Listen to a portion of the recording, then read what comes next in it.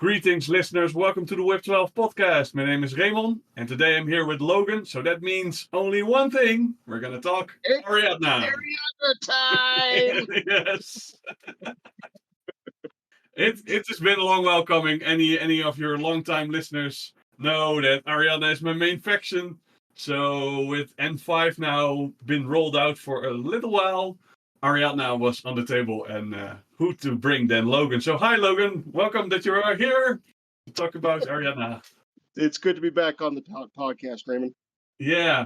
So last time we did a big introspective on the whole what we all had with N4 Ariadna. I think to go in a general view, I think N5 for me it Ariadna delivered for what it is now. Don't know how you look at it in a general sense. Yeah, there's definitely some things that I could complain about, and those, especially like with the way I think they handled some of the characters and certain profiles. But I want to save a lot of those until we actually get into Yeah, the nitty gritty of it all when I yeah. can bring them up. But overall, Ariana isn't as doom and gloom as the interwebs would say it is. I would say right now, but we aren't If in I the had one, if I just want to burn the Ariadna forum. I just want to burn it because I don't know how it. I've not looked in a few weeks, but last time I checked, I was like, well, how's Ariadna standing? How are people talking about it? And we're just like, these are the list of changes that I want, and these are the list of changes that I want for the sectorials. And I'm like, all right, yeah, it's nice. we became the salt mines that was Eugene, I think. Yeah. So yeah, public announcement. Please stay away from the Corvus Belli forums for your own health and safety. Just Yeah, definitely. If you're gonna head that way, definitely put on your chem suit because it can be pretty toxic in there. yeah. No offense to Corvus Belli, but No. if They're doing an excellent job. you can do better out there, guys. Yeah, for sure. Well, before we go a deep dive and good, bad, and ugly, the whole Ariadna thing, we had a few announcements to make. And one thing I wanted to mention from my last episode, I talked about Warcrow and my immense collection of other games, and should I add Warcrow to that pile? And then friends started to slip into my DMs and they were like, have you heard about Eldfall Chronicles? It's like Infinity, but in fantasy. Or did you hear about Trench Crusade? It's like fantasy and sci-fi, but all mixed together. And I'm like, guys, I was not asking for a new game. Unfortunately, it feels like in the modern wargaming setting, you can't take two steps without stepping on the landmine that is Trench Crusade right now. Currently, yes. We've lost some viable hosts on Trench Crusade, or just too deep into Trench Crusade to say anything useful about the new N5. While there's, because yeah, it's taking all their time away. I'm looking at you, Christian. Come back to the fold. Just throw someone underneath the bus there, Raymond. Yeah. Yeah, so that was just a funny thing I wanted to mention. And yeah, we were both probably preparing for Ariadna for a while now, playing games and such. And then the changes of the new rules changes came in, which I don't know for you, but that changed my setup of I wanted to build a fort full of rifle turrets and just come at me while I'm camouflaged and filled to the brim with guns. Definitely changed the list building mechanics that I was coming up with, but at the same time, there's other ways that we can go around it. But yeah, we'll get more into that as we go into the deep dive, I think. Yeah, and Dog Warriors are were fast are now not that fast anymore because of the changes to super jump. But I think that those were fair. Yeah, Everyone could see that super jump was just units going 8-8 or 6-6. It just was a bit too much. for how much I see of military orders out in my area, uh, yeah, the Seraph was not necessarily a problem that I couldn't handle, but if I wasn't if I wasn't me playing it, I could see how someone else not prepared for what the Seraph could do would take that as a negative gameplay experience. But at the same time, it was kind of nice to have the Seraph be good. Yeah. I know I've played a game against military orders in the Sheriff, but I also had a lot of turrets, so I could keep it in one corner because it had to spend all those orders trying to shoot all my all my turrets while I when after that turn I just reloaded them again and put them out again. But yeah, Yeah, maybe that's not the kind of gameplay we were looking at for N5. yeah, but we'll see what happens. We never know, Yeah, especially now with Corvus Belly leaning into the living rulebook aspect of it. We'll see. Give round Gen Con what kind of changes are going to happen. yeah. I think it shows that they are at least they got their ear on the train tracks that they see from right, this is we were getting the right response, this is the rules that we had to change for the better.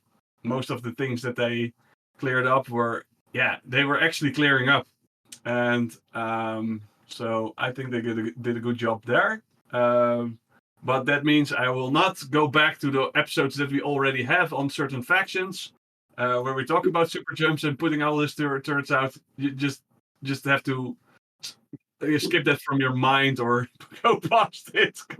We're not going to cover those factions again just because of these changes. Yeah, I was actually helping.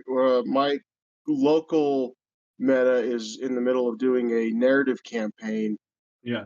and our O12 player, I know that I talked to him about the rules, but he forgot about the turret change. And then when I reminded him last night, he was like, "Oh!" And I just saw the happiness and color drain from his face because there was like a whole big part of his plan just went out the window. Yeah.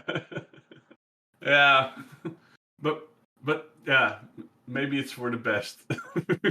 It's probably for the best, Probably so for the we best. won't lean too much into that salt mine No, right no, now, of anyways. course.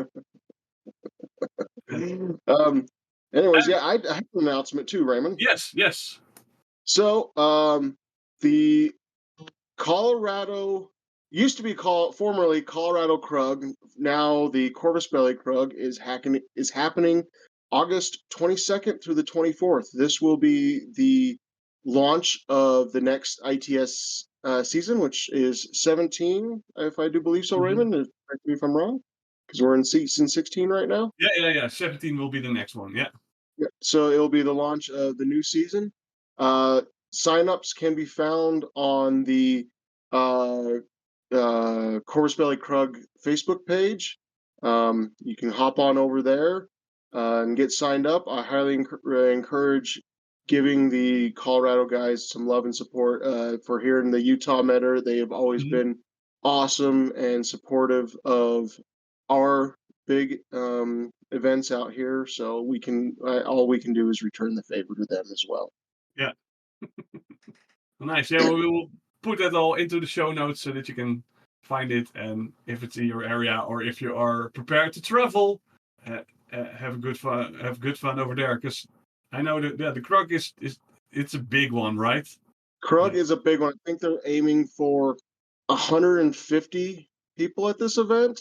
my word. Uh, But I don't quote me on that. I think that's what I heard, but I'm not 100% sure. That's massive. That's just massive. Oh Yeah, man, last time. the amount of tables, Oh, terrain, the I went to the logistics. last Rumble on Route 66, and they were pushing. I think they were either at that or surpassed that, and it was a massive, massive event, and just elbow to elbow. rubbing shoulders with some of the best players in the United States at that event, and it was awesome. Yeah, it's something. Yeah, if you have the chance, yeah, that's something.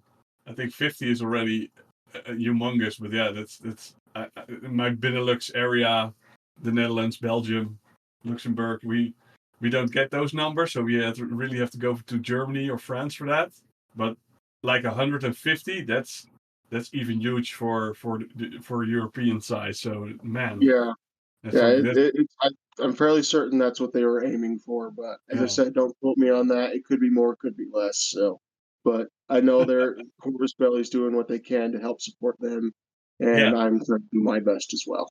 yeah. Yeah, that outnumbers the Interplanetario because they go to maybe 80.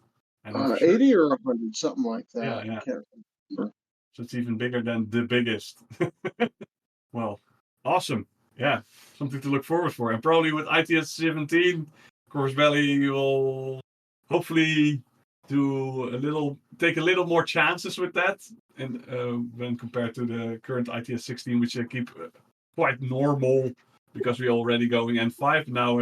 After a year of N5, maybe ITS 17 will give us some new rules to play with. Yeah, I wasn't too upset with the ITS package for this year, especially with the Oh no, drop of currently no, no, no, no. E5, because it was a safe bet.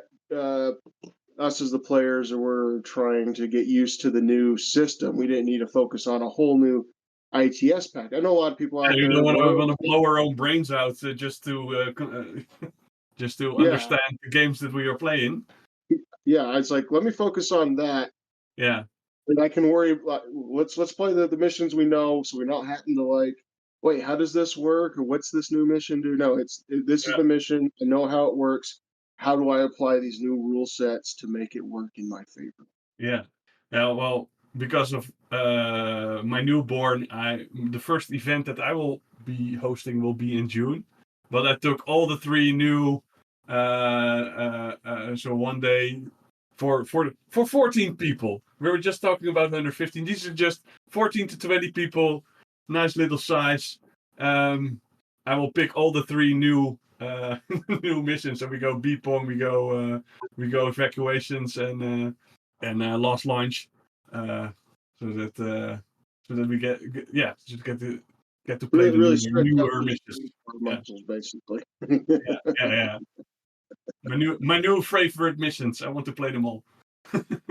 There you go. There you go. You're in charge. So you get to do what you want, Yeah, right? yeah, If yeah, people don't like the missions, create their own event. yeah, for sure. Yeah, yeah. I think every organizer should be a bit of a It should be a bit of a pet project, at least a little bit, just to keep it fun for yourself. Yeah, precisely. Yeah, like we're last time I was counting the amount of I've been doing this from these little bi-monthly events in my local game store for like since ITS 7. So I had done like 35 of them already. Cool. Yeah, you definitely have a lot more underneath your belt than I have with organization. Yeah. So maybe we can do a big one at some point. Yeah, Yeah. get a few more workhorses to help you out. Get together, plan, Yeah. organize, and do a big one. Yeah, for sure. Yeah, for sure. We got some fresh new workhorse now, so and they are organizing now. So I'm not just the only Dutch guy doing it. So that means we finally have the manpower to maybe go a little bit bigger. So And that's there you go. I'm fun still project. waiting to get my application for a war core approved. So, of course, I've been waiting since like 2019 for that to happen, but I shouldn't complain too hard. Yeah. Talking to Have you, you? Corvus Belli. I know that they listen to us. I know that they listen. So my Logan should be a workhorse. Who Like knows at this point? I I probably I lost my application somewhere. I know for sure because no, I'm pretty sure because I did the Warcrow and I told and it's still in my opinion that the Sylvan Elves are the best Wood Elf miniatures around. And then Bostria said in his update video, yeah, someone said that that our miniatures are the best one globally, and I was like, yeah, I know you're listening, Bostria. I know you're listening. Either I said it or Rob Shepard said it, and he picked it up. Either way, the word is out there. That's what matters, right? Yeah, for sure. It's going around. All So, right. Well, yeah, let's go into what all the people are waiting for, and that's Ariadna. And what we think is good, bad, or ugly about it. And Logan, you prepared, so launch us with your opening statement. all right. While going over this, there was a lot of profiles that I was like, these are neither good nor bad. So I'm for this particular right now, I'm adding a fourth column. I'm calling this column the special / okay column, and we'll do those later on. So, but I guess Raymond, in your opinion, where should we start? Should we start with the bad and the ugly and bad, or should we start on a high note and go over the good? We always start with the good. All right. First on the list, I went down. I just decided to go down through every profile and kind of was like, okay, where do they fall in these categories? And we actually in Ariana, there's a lot that I was like, okay, these are just looking at the profile, kind of in the closed in space of Ariadna. We have a lot of good profiles. So starting off first and foremost, Colonel Veronin. Yeah. He's high on my list as well. Yeah. He's very high on my list, especially with him gaining counterintelligence now. Yeah, sure. Yeah. He's got worth more, and it's Yeah, definitely worth more. He still brings a lot to the table with the +1 command token. He's giving your whole army another order in general from just being on the board. Which to say is that like Veronin was good in N4, but I've also found him good in the sectorials there, mostly in the sectorials, because the having an extra command token was mostly handy for link teams. Oh yeah, link teams or just when you really need to make sure that vet Kozak is getting back up with your doctor, having that extra. Well, sorry, not that because you can't do that with the vet. Just getting those re-rolls or something like that, coordinating an order, just a phenomenal piece to have that extra command token. And especially it just got more worth in N5 because now we have link teams in vanilla and we have our speedballs. So Speedball, I was going to say Speedball. Yeah, Speedball got the nerf bad a little bit, but it definitely needed it with this last update. Yeah, but it's still a viable option to have that automatic success of bringing someone back up, turning something back on. Just a really good options to still have Speedball, and he's giving you that extra command token, so you don't feel too bad about including it in your including the Speedball. You don't feel like you're down so many command tokens. No, for sure. So yeah, Colonel Veronin, still a very, very good choice. Up next, I have, as I said, I was just going down, is Dynamos. Yeah, Dynamos. Yeah, the bikers. Yeah. They still have a they're linkable, and sorry, I'm just bringing up the app here to make sure I'm not lying to anybody about anything. No, they're linkable. You can put them in a duo. And it's like I'm pretty sure that they're duo viable, which is basically kind of where you're wanting to sit around. You don't have to get that third person in the link team anymore to get that. Doing quotations. Half dice. Yeah.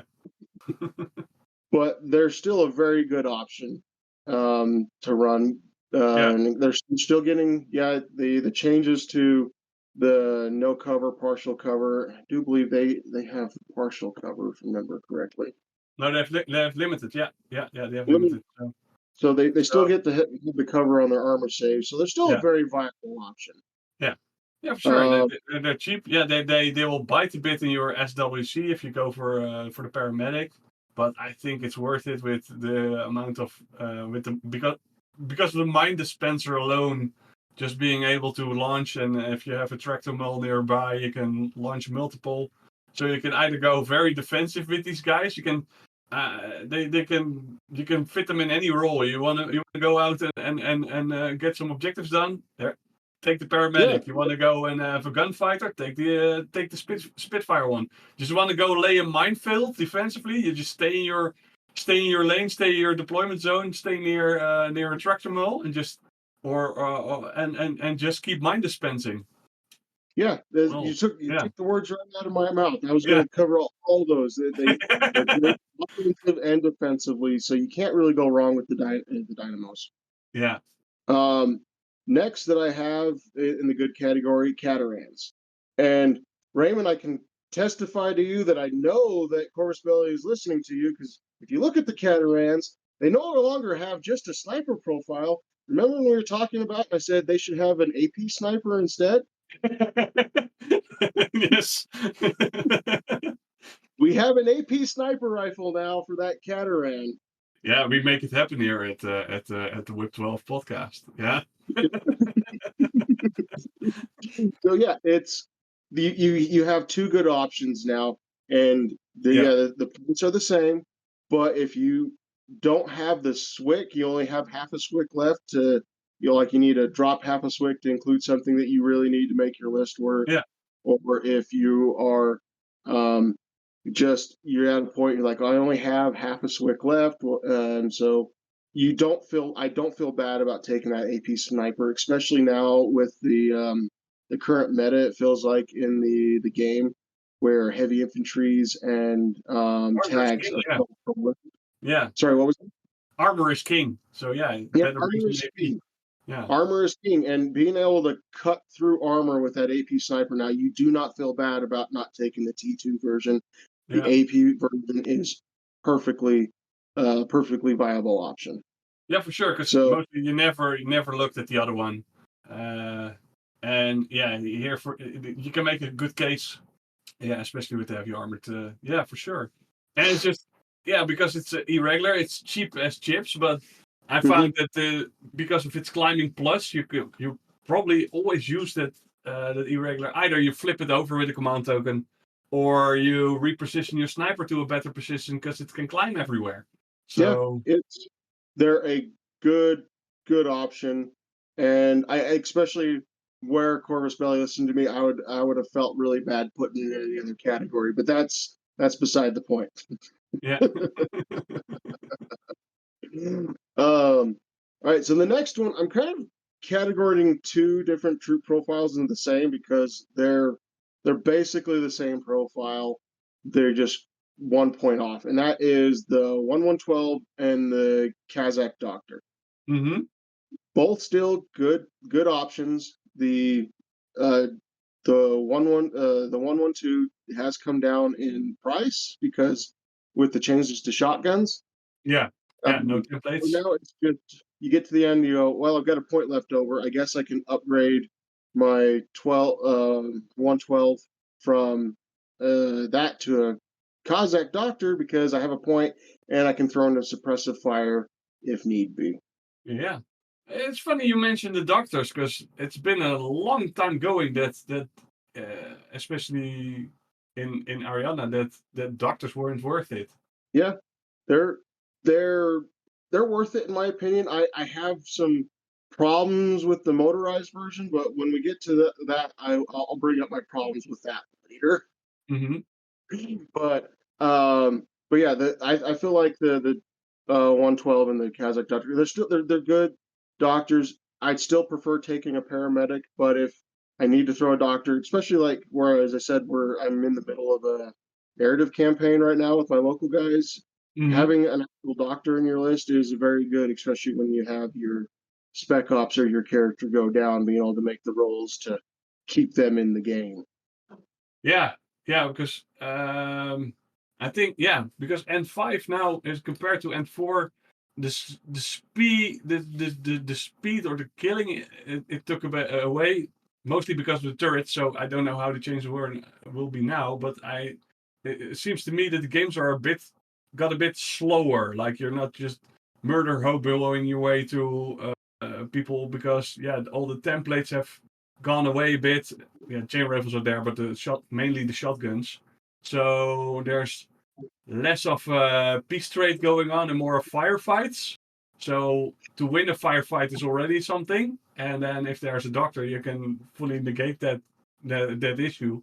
Uh, happy to have them. Happy to have them. And also kind of helps bring up the doctors a little bit, especially in vanilla, where vanilla now has access to the electronic, Yeah, which is also in the good category. So I'm just going to go ahead and bring that forward a little bit now. It's a 3-point helper bot that yeah. you can. We finally These are have three. helper bots. Yeah, Yeah, they're dirt cheap. Give me a second. I'm gonna do. No, sorry, correction. they're 2 points.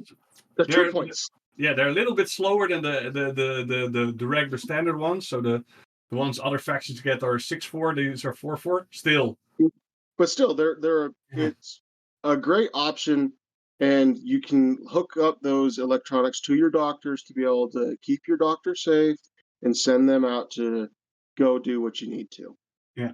So doctors going up in worth because their range has gone up. Hmm. Which before that, the only way you get your range up is if you stepped on a bike and be a 1121 bike. Yeah, yeah. But yeah, so that's the doctors. Yeah, Uh, Next on the list that I've got in the good category is Spetsnaz, classic profile, and still very viable. yeah. I think that guy has made a comeback. He lost a bit, but currently, I think there's a spot for him. Hmm. Oh, Especially for me personally, I don't know how you feel about Raymond, but the parachutist versions are excellent profile still. The boarding yeah, shot getting that +1 burst, and I'm always a big fan of the AP rifle version because once I'm getting done to my murder spree with him, saving one order just to throwing him into suppressive fire on my opponent's half of the table is he's a problem that is having to be dealt with. He's going to be on yeah, his range bands. He's probably going to be on a 12, yeah. but He's making good use of his marksmanship when he's in suppressive and being mimetism, so harder to hit even more. yeah, yeah, he's just hard to put down. And even when you're in that suppressive fire, your opponent's still not going to get their cover when you're shooting at him. You do Mm-hmm. have to be careful with him, though. You have to pay attention to what your opponent's bringing because of the changes to albedo. Because Yeah, then your marksmanship is actually yeah. working against you a little bit. Which is an odd choice. Yes, I don't know. I I learned how to shoot. I've grown up on a farm shooting antipodes, and now I've got this great marksmanship. But all of a sudden, some high tech stuff blinds me. While this local, my local line Kazakh friends have no problem with. Yeah, it's weird because the way like Ariadna works is it's not a technology thing that we're using to get our marksmanship. It's Yeah, just a good yeah, shot we are. yeah, Other armies, it makes sense. It's like, oh yeah, I have this visor or something that is yeah. provide It an makes sense. Yeah, implant that's providing me a way to be able to ignore the armor, your cover when I'm shooting at you. But that's neither here nor there. And I understand Corvus Belli is just trying to keep the game balanced, but at the same time, it's like narratively, it doesn't really make sense. yeah. Yeah, you want to stay away from the point where I got mark shit. I can block that. Yeah, but I'm Ariadne, so that that's not also that's not what you want as well. So that you can get the rule of marksmanship natural or marksmanship Uh, technological, and then it blocks the other. You get rules within rules within rules, and that's just where we want to get away from. and that's where we're coming back from. We're trying to Yeah, avoid yeah, coming back. yeah, yeah, yeah, yeah, yeah. So I understand from a game standpoint where it comes Yeah, from, but as players, sometimes I just go, yeah, yeah, that doesn't really make sense, but I can understand, but still. But yeah, and I think it was a yeah, good way for Chorus Belly to help include make albedo a viable Yeah. weapon.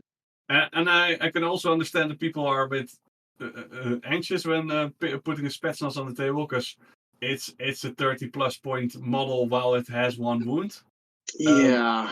But on the other hand, it brings the skill set to really negate all that. Yeah, it's definitely an expensive piece, viable, Yeah, but it does require finesse yeah, to bring it. He just barely out in excuse me, he just barely etched out being in my okay category. yeah, He was like I was like he's still viable enough in my opinion to be in the good category. yeah. But yeah, Um it's a big plus for him that Sixth Sense has been split up into Sixth Sense and Combat Instinct now. So and that you there's a can, lot yeah, you can uh, a lot yeah, of area got better when with Sixth Sense being broken up and harder to access in a fire team.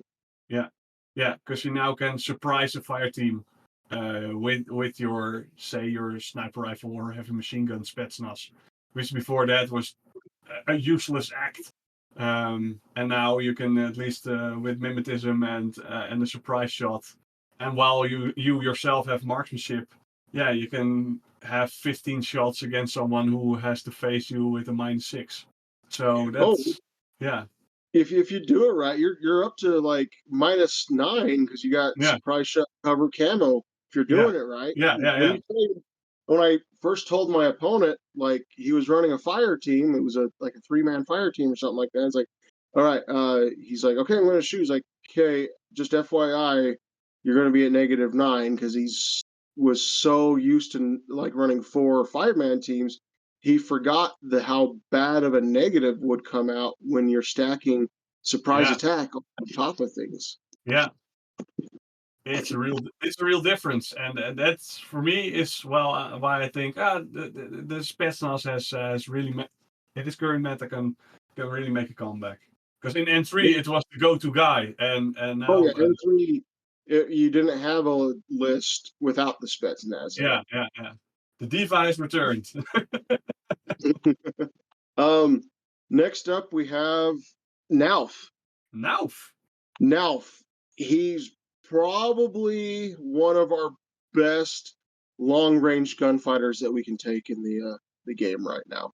With his MSV1, he's +1 on his ballistic tag. yeah, that's three Got shots, shock yeah, with your, active, yeah, he has a multi-sniper, so you're never using the shock ammunition on the multi-sniper. You're always using either the anti-material or the AP mode. So don't ever yeah, use the shock because because you're double always shock ain't nothing special. and I'm going to bring something else with this redundancy up later that is really irks me, but I'm not going to talk about that until we actually get to that. And I'm going to get on my soapbox, and I love you, Corvus Belly, but I'm going to lay into you a little bit. I have some issues with a certain profile down the way, but we'll get to Logan, that later. we Back have on their the ear. Don't overextend yourself. I'm not. I'll try to hold back, Raven, but there's just one little thing We that know they're bugging. listening, but there are limits. Yes. uh, I won't make the Carloses too mad at you. The All right. pact So yeah, needs to hold. now That's he's the a only good thing I'm saying. gunfighter. He can get in and really put the hurt on some things at long range, putting them at more negatives, and you're going to be in your positive with that multi sniper that he has. Yeah, yeah, because we don't have many multi snipers to go around. For one thing, MSV is a nice thing to have because yeah, we have it more, but yeah, in combination with the multi sniper, that he's on his own, and yeah, the +1 burst, so you get 3 shots. 3 shot sniper rifle is just a very nice active tool to have. Oh yeah, yeah. It's a very well, and it's even in the reactive turn. You're still because it's where he's got BS attack +1 burst. He's still Yeah. getting that BS attack even in in the reactive turn. So you're still dropping 2 shots in the Hmm. reactive turn. Yeah.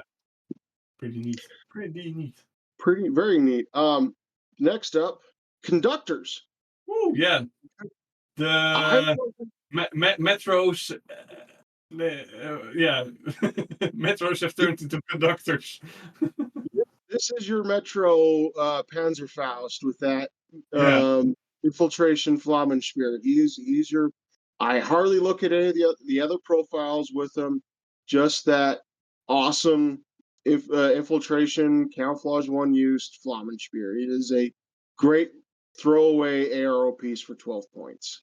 yep, yep. Yeah, I like the other I like that game style. I was yeah. In N4 it gone away a little, being less viable. But I think especially with with with the current N5 being it's worth now more to have more camo in the midfield because there are less blast weapons that can take you yeah.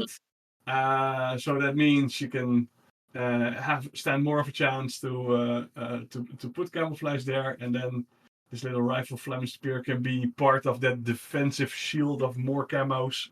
Well, Uh, he's the one thing I think that he does have slightly over the yeah, Metro, what Metro had. The Metro had a Panzerfaust, yeah, which was great for taking out something heavy armor.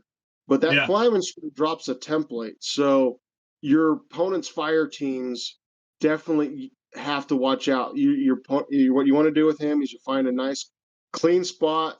Say you're deploying second, you can see that duo that's going to be a problem. You have one of the conductors either looking straight at them, so as soon as they activate, you can blast them with that Flammenspiel, or you look for someone that's like, oh, that guy bunched up a couple of those dudes over there a little close. If I just clip that one, I can get like 2 or 3 of them. yeah. So, and continuous damage is no joke. They either take the risk by passing firing lane and then getting a blast on them, or they first have to discover you, and that takes them time. It takes them orders. So yeah, for 12 points, it's a nice little. It will die, but it will be a very throws a wrench in the plans of your opponent. Definitely. All right. Next that I have on my list is where am I at here? Paracommandos. Another parachutist.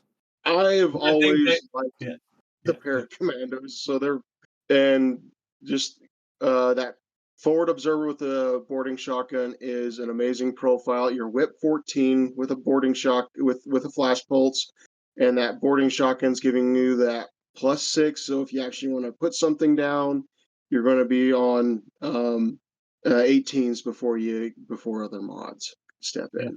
And That's he's cool. got decharges, so he can do like those classifieds for you as well. Hmm. But yeah, Paracommandos still a very, very good profile to take.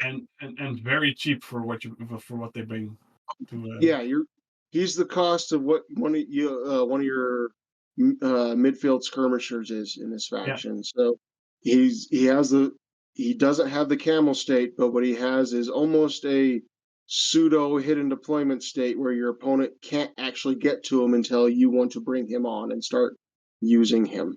yeah, yeah. And in the games that I brought the Paracommando, it has always proven to be a lifesaver. Either the AP Spitfire one to just come from a flank and hose something down where it's least expected, or the forward observer that runs up and boops a button where my opponent thought from I've mowed down everything that could come from there.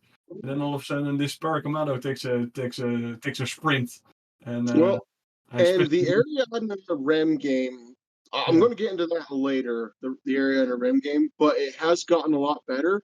And so Ariadna forward observing and then blowing something off the table with guided missiles is a pretty viable tactic now, especially with the changes to the tractor mules. But we'll get to that later. yeah, finally we can blow by stuff. Yeah. Foreshadowing going on. Yeah, yeah, yeah. Um, next up, Sturlocks. Strelocks, yeah. We can take more now. You That's take more now. the They're A is probably it went from 1 to 2.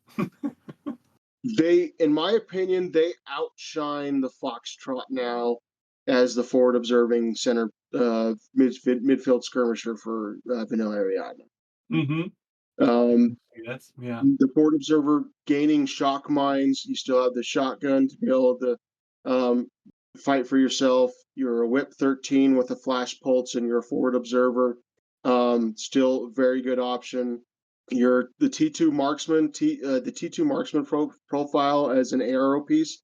ARO is a lot less deadly now, Mm-hmm. so that means stocks of T2 have gone up, where it makes arrowing a lot more deadly. And that marksman rifle, getting in your +3 range, and your opponent coming around a corner and going, "Oh, that's a T2 weapon." I'm rethinking the tactic that I was thinking. I'm going to maybe want to try a different route. Yeah. And it's a great option to, like, if you start out the game breaking his camouflage and just throwing him into suppressive fire with your command token instead of stripping orders. That will the Yeah. amount of orders then your opponent will have to spend to either fight through that thing or go around it and avoid it is more likely than not going to make up for the fact that you didn't strip the orders. Mm-hmm. Yeah. It's So yeah, go ahead. I'm actually I'm also happy that the AVA went up to 2. That this is the model that brings the decoy. So yeah, you put 2 camos on for the camo game that you want with Ariadna. That's great if you combine this with chasseurs and the other CS. You get a very mixed amount of camouflages in the midfield. And it starts to be a guess for your opponent. Is this the one with the flamer? Is this the one with the chain rifle? Is this the one with the T2 marksman rifle? Is it the mine? Is it the decoy? You never know, which Yeah. is a great way. So yeah, I'm actually happy that you can bring more of them and mix them up with the rest and just have a fun time playing Russian roulette with your opponent. Yeah, the Ariana Camo's game has definitely blown up. And in that same note, a lot of other factions out there are realizing, hey, Sixth Sense isn't a thing anymore. So this is another one I wanted to touch on. That Canine Antipode one. Mm-hmm. In my opinion, the stocks are have gone up on that one. Having that antipode in the midfield, where those skirmishers, where those ninjas, those especially right now with how popular JSA is, Oniwabans and ninjas are going to be everywhere, and you really got to look out for them. And Yeah, having that antipode out there to hunt them out and take care of them for you is good. yeah. And Sensor, plus, yeah. he got a tactical bow. And a tactical bow. He's got a tactical bow. Who's a nice doggy? Oh no, it should. It's the most The ridiculous Chihuahua's got a thing. gun!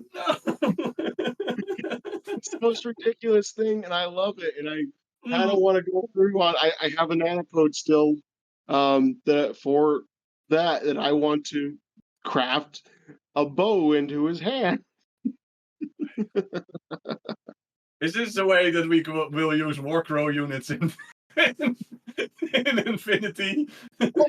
Right? That they will make a dog with a bow in the Sylvan Elves, which you can also use in Infinity. uh, yeah, Sherlock's definitely a good choice, and in my opinion, they're probably one of our. They've really come up in one of our best, if one of our better, if not best, skirmishers, even though It's they're a light infantry. it's a pity that tactical bows now have their own they have their set strength, because in N4 it was the same as the physic, so it would have been a very great bow with physic 15, but Yeah, yeah, uh, would equal that to basically a possibility survival rating of 5 on that tactical bow. So, yeah. Well, they can um, still change that. they could.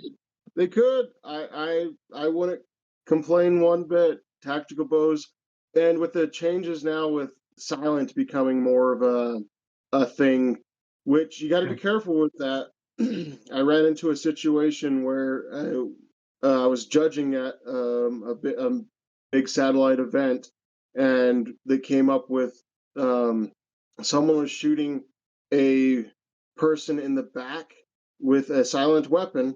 The silent attack, as far as we could tell, only applies to the person being shot at. So everyone else that was in the fire team that he was shooting at got to turn around with just that -3. They didn't get the extra negative from the silent weapon. So you got to be careful with using the silent weapon, but Ah, it's a very good weapon use. yeah. It's not like anyone Um, responding on this shot will get this minus, but only the target. yeah, Hmm. it's in because it specifically says the target is Hmm. the one that receives the negative from the silent weapon. Yeah, yeah, yeah. So keep that in mind out there, folks. Yeah. Um, Next on the list we have Warcross. Because Warhorse, sorry, Workhorse, Workhorse. Workhorse. Workhorse. Um, it's a 3-point irregular order that It's so is. funny to see all the tags on top. Which factions have the war core? All of them. All of them now, and with journalists now basically gaining the ability, if they're a specialist operative, it's still just a great unit. If they're surviving at the end of the game, you've ran out of all your other specialists, but you need one to run over and push a button. You have a war core. It's a whip 13 button pusher. Yeah, It's a what whip more? 13 pusher. Um, Moving down the list, Barsooks, or however you Barstool. say Barsuk, Barsock. I I apologize to all the Russian Oh speaking man, this listeners. bar sucks. Let's go somewhere else. uh, um, but yeah, the Barsooks, especially the 11-point decoy that's in your deployment zone, there it is a great just order generating back defensive piece. They're just Yeah, going to put them on your back line. awesome. Yeah, If we have so many other people now that have units now that have gained deployment zone parachutists or something like yeah, that. yeah, yeah, yeah, yeah, yeah. He's It's got that heavy flamethrower just to tell them, no, no, you're not playing the Ariana did that first. You're not playing our games. We're stopping you from doing that. yeah, it's the first time that I heard about the Barsuk, people told me, like, it's not a very good unit, and I'm like, have you seen the heavy flamethrower one in decoy? I I, I Yeah, I I probably the others I won't go with, but that guy, yeah, especially for defense, straight up, take two, have four camo markers in your Z. Just they have a 360 view. They can yeah. react on anything. With all of the cal markers that Ariadna can put out now, I've built a list. It's 2 combat groups, but I put out 22 cal markers and have a 1/112 on the field. Yeah, I've made So a list that I call a man and his tractor, and it's just a tractor mule and an Irmandino, and all other stuff is just camouflaged. yeah, the Ariana camo game definitely I think has come back. So Yeah, and this guy yeah, just helps you play into that yeah. more. Because it's a cheap guy, so it can be like the yeah, it's yeah, it's a cheerleader with a little bit extra. Yeah, That's it's a trick. that's what it is. Yeah, And we just got the model shown to us and it looks good. I yeah, think it's a little bulky for being ARM 3, yeah. but it still looks really cool.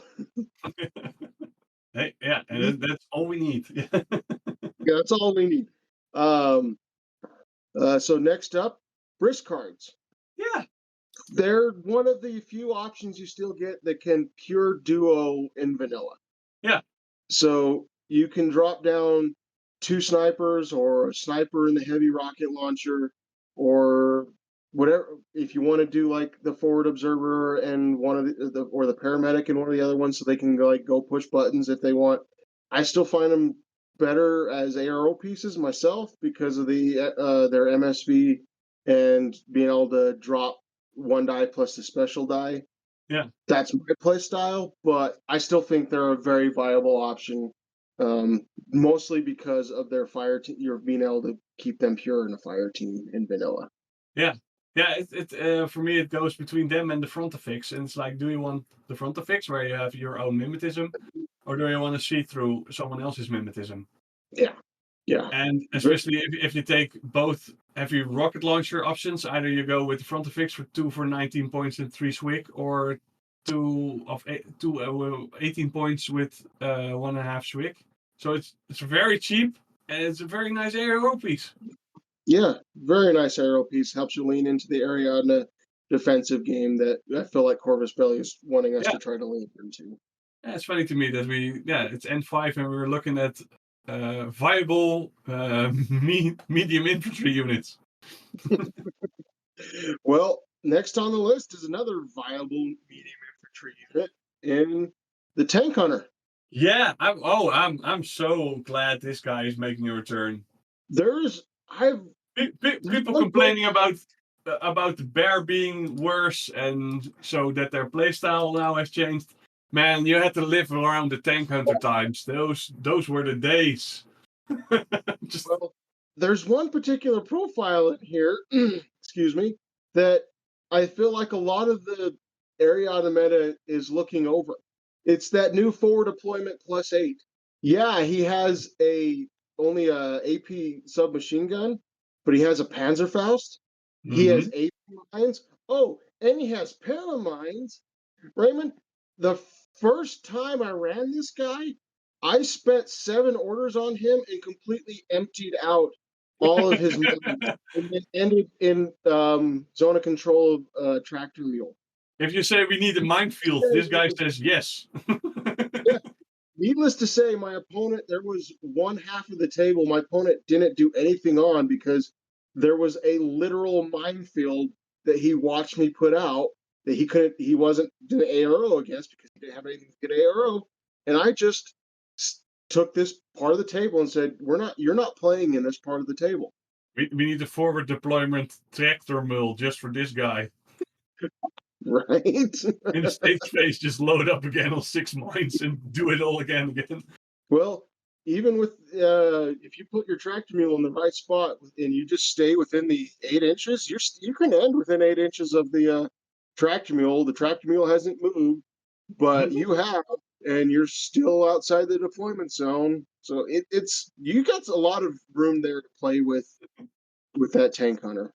That you can load up. Yeah, But for 20, also with the 2022. tank hunters, he's Yeah, a he's a decent lieutenant. You can take that. yeah. The chain of command is always a viable option, especially if you're running If you're running um, Ronin, yeah. Ronin or any other like good attack piece lieutenant. He's Yeah, a very good for if you that. go with a veteran Kazakh lieutenant, for instance, you want to have Hmm. him with the AP so you want to have him fighting. So it's nice that there's someone that can chain of command and take over.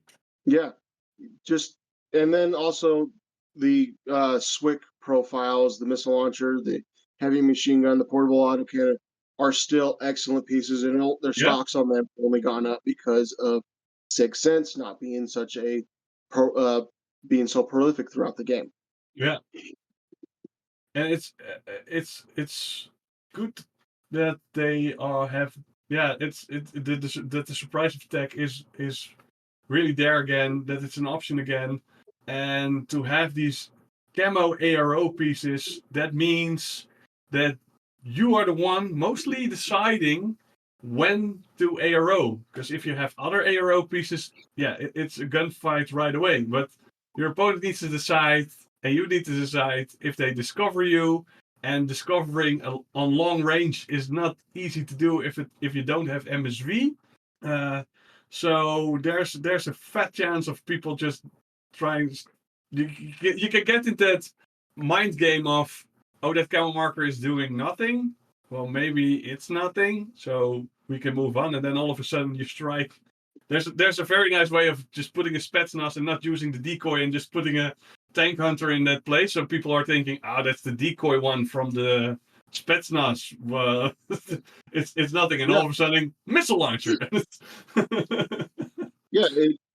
And especially with the as we mentioned earlier, like the how much armor is king, and Yeah, him just being able to cut armor in half through every profile he Yeah. has an ability to cut armor in half.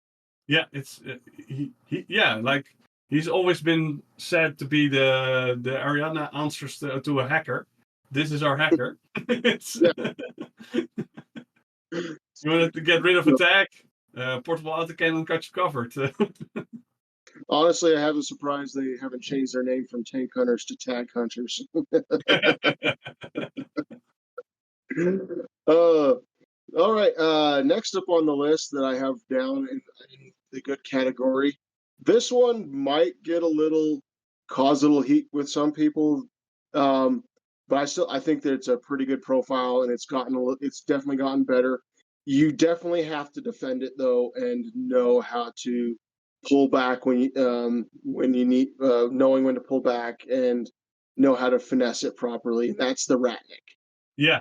Um, But it really, N5 was the first thing that I looked at was the Ratnik, because this guy, as in my mind, has really got good. Yeah, he's got the um he gained tactical awareness. That's huge. Yeah. Yeah, he still has um just all these awesome weapons that he can go around with, and he's getting +1 burst on almost everything that he's bringing. Yeah. And all honestly, I don't know why CB just didn't, you know, give the profiles BS attack +1 burst, but then we'd get that sweet +1 burst in the reactive turn, and that's probably why they're like, no, we don't need to give Ariadna something really good. We don't want it on the heavy shotgun or the heavy pistol or the trench hammer.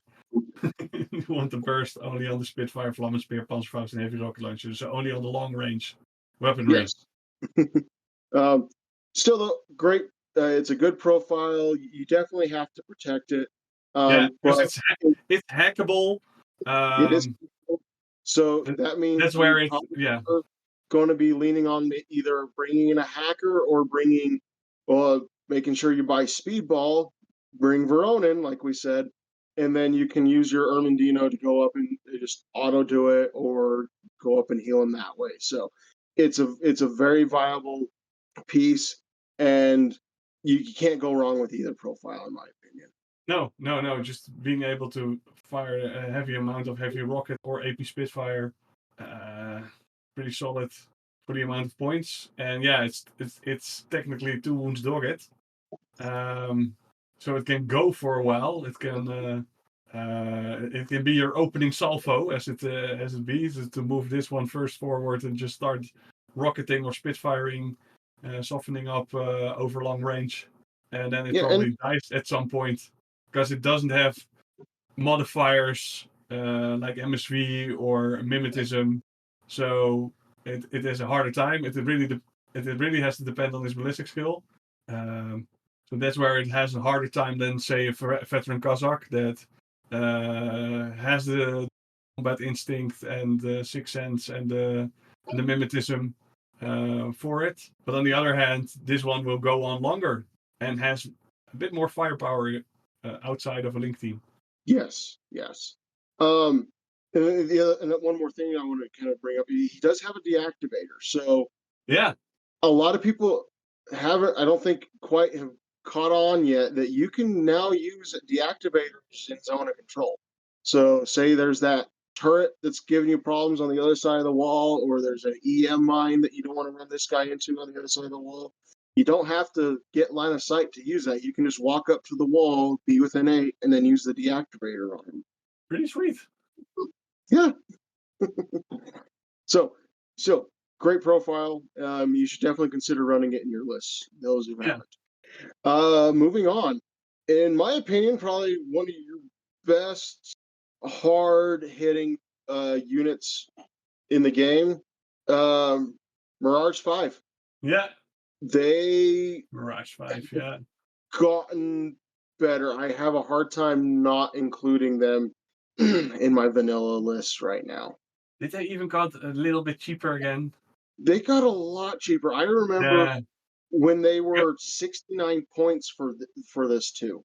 So they've come down. They started out somewhere around 70, and they've only gone down. Yeah, I was actually looking at the other day. I still have the army builder from N2, and I think they were like 73 points or something like Yeah. that. And And now so they're they come down a 58. lot. But Margot is awesome right now with um, the changes with fire teams not being so prolific, the core fire teams being so prolific and everywhere. She has just gotten so much better about being able to maneuver around, use that BS 14, and just take gunfight after gunfight after gunfight. And her having the mimetism now to protect herself. She, if you're not running Verona and you're running something else as your lieutenant, she can use the NCO to turn that into an order for her to use. She she honestly has done a lot more work in all the games I've ran than Duroc has, which is Oh yeah, huge. the Rock's the bait. That's the the Rock's there to be a distraction. It's about this lady with her grenade launcher and the AP rifle that you need to worry about. Or what I often find myself using is I really want Margot to come in here. I can't do that right now. There's something right there. I walk Duroc on instead, clear her landing zone, and then bring her on. Yeah, He's the landing clear zone. it or smoke it so that she can land in smoke. Yeah. So he's still pretty. He's pretty good. He still has the martial arts too, so he can get in and really bully. You don't want him going up against like heavy your local JSA players, samurais and stuff like that. But anything else, he will go and bully them really hard with his chain rifles and his martial arts skills. So Mirage 5 is, in my opinion, probably one of the best attack pieces that Vanilla has, and even in leaning into Cosmoflot, I have a really hard time even in Cosmoflot not including them right now. Yeah, make one list with, make one list without when you go to a when you go to an event. Yeah, it's basically between this and another piece that it's gonna be coming up here shortly, so I'm not going to spoil the surprise yet. But yeah, definitely look at bringing Mirage 5. Mm-hmm. Um, Next on the list, Vet Cossacks. Yeah. Oh, I've I been you. do, I do wish that you could duo them to get a pure duo out of them, but you can put them in a Harris to get that extra burst. But Vet Cossacks still are immensely good. They still retain both um, sixth sense and they have combat instinct, so they function basically like they used to when it comes to Mm-hmm. that. Yeah. Um, Warhorse is definitely a very good option, especially where we're seeing a rise now in um, BS attack -3. So you're ignoring that, and plus all the other applications that come along with Warhorse. They're still a very, very good option. Yeah, The only sure. thing I'm really sad about is we don't have the X Visor version anymore. No, that's sad. Yeah, yeah. The MK12 X Visor was a nice Or profile to have. They it even was the made a model for it. So yeah. yeah, and I do wish that like you did combine. They did combine a lot of the. We don't even have the T2 boarding shotgun version anymore. Um, I wish so they've narrowed down what we can take with them. Uh, but it is really nice to be able to hide your lieutenant options now a little bit better. It's like, oh, which version is that? Oh, that's the Vet Kazakh Forward Observer. Okay, and then they have to think: is that the forward observer, regular forward observer, is that the lieutenant forward observer? So I found myself actually using either reaching for Veronin or the forward observer for my lieutenant quite often right now. Yeah. Yeah, But yeah, being forward observer with flash pulse with the whip 14. yeah. Oh, Uh, and side note as well, they're now 6'2" movement. yeah. So Which I they're really had to I really had to adjust. I had a game where I was going 4-4 and I was like, oh no, that's not what they do anymore. I go oh, 6-2. I was in mid-February before I realized, oh, they're Yeah. 6'2". Yeah. So it was definitely an adjustment on that there for me. Uh I was Anyway, actually making a movement and was like, oh, I have to stay safe because I want to pass here. But if I just went with 6, I would have not had the issue. But yeah, yeah, they're great. Vet Cossacks are great. You can never go wrong with a Vet Cossack. no, Expensive, no. but they're great. Um, next on the list. It's what I punch with. Every list that I make, this is the guy that punches from afar. Oh yeah, Uh, yeah, as you yeah. mentioned, fighter. Yeah, it's yeah. You really have to look out. But I just, especially with the AP heavy machine gun, this is the one where if you have to hide him in reactive, but once you go active, you can go and fight the tag. I do wish they would go back to like N2 where they had the AP heavy machine gun.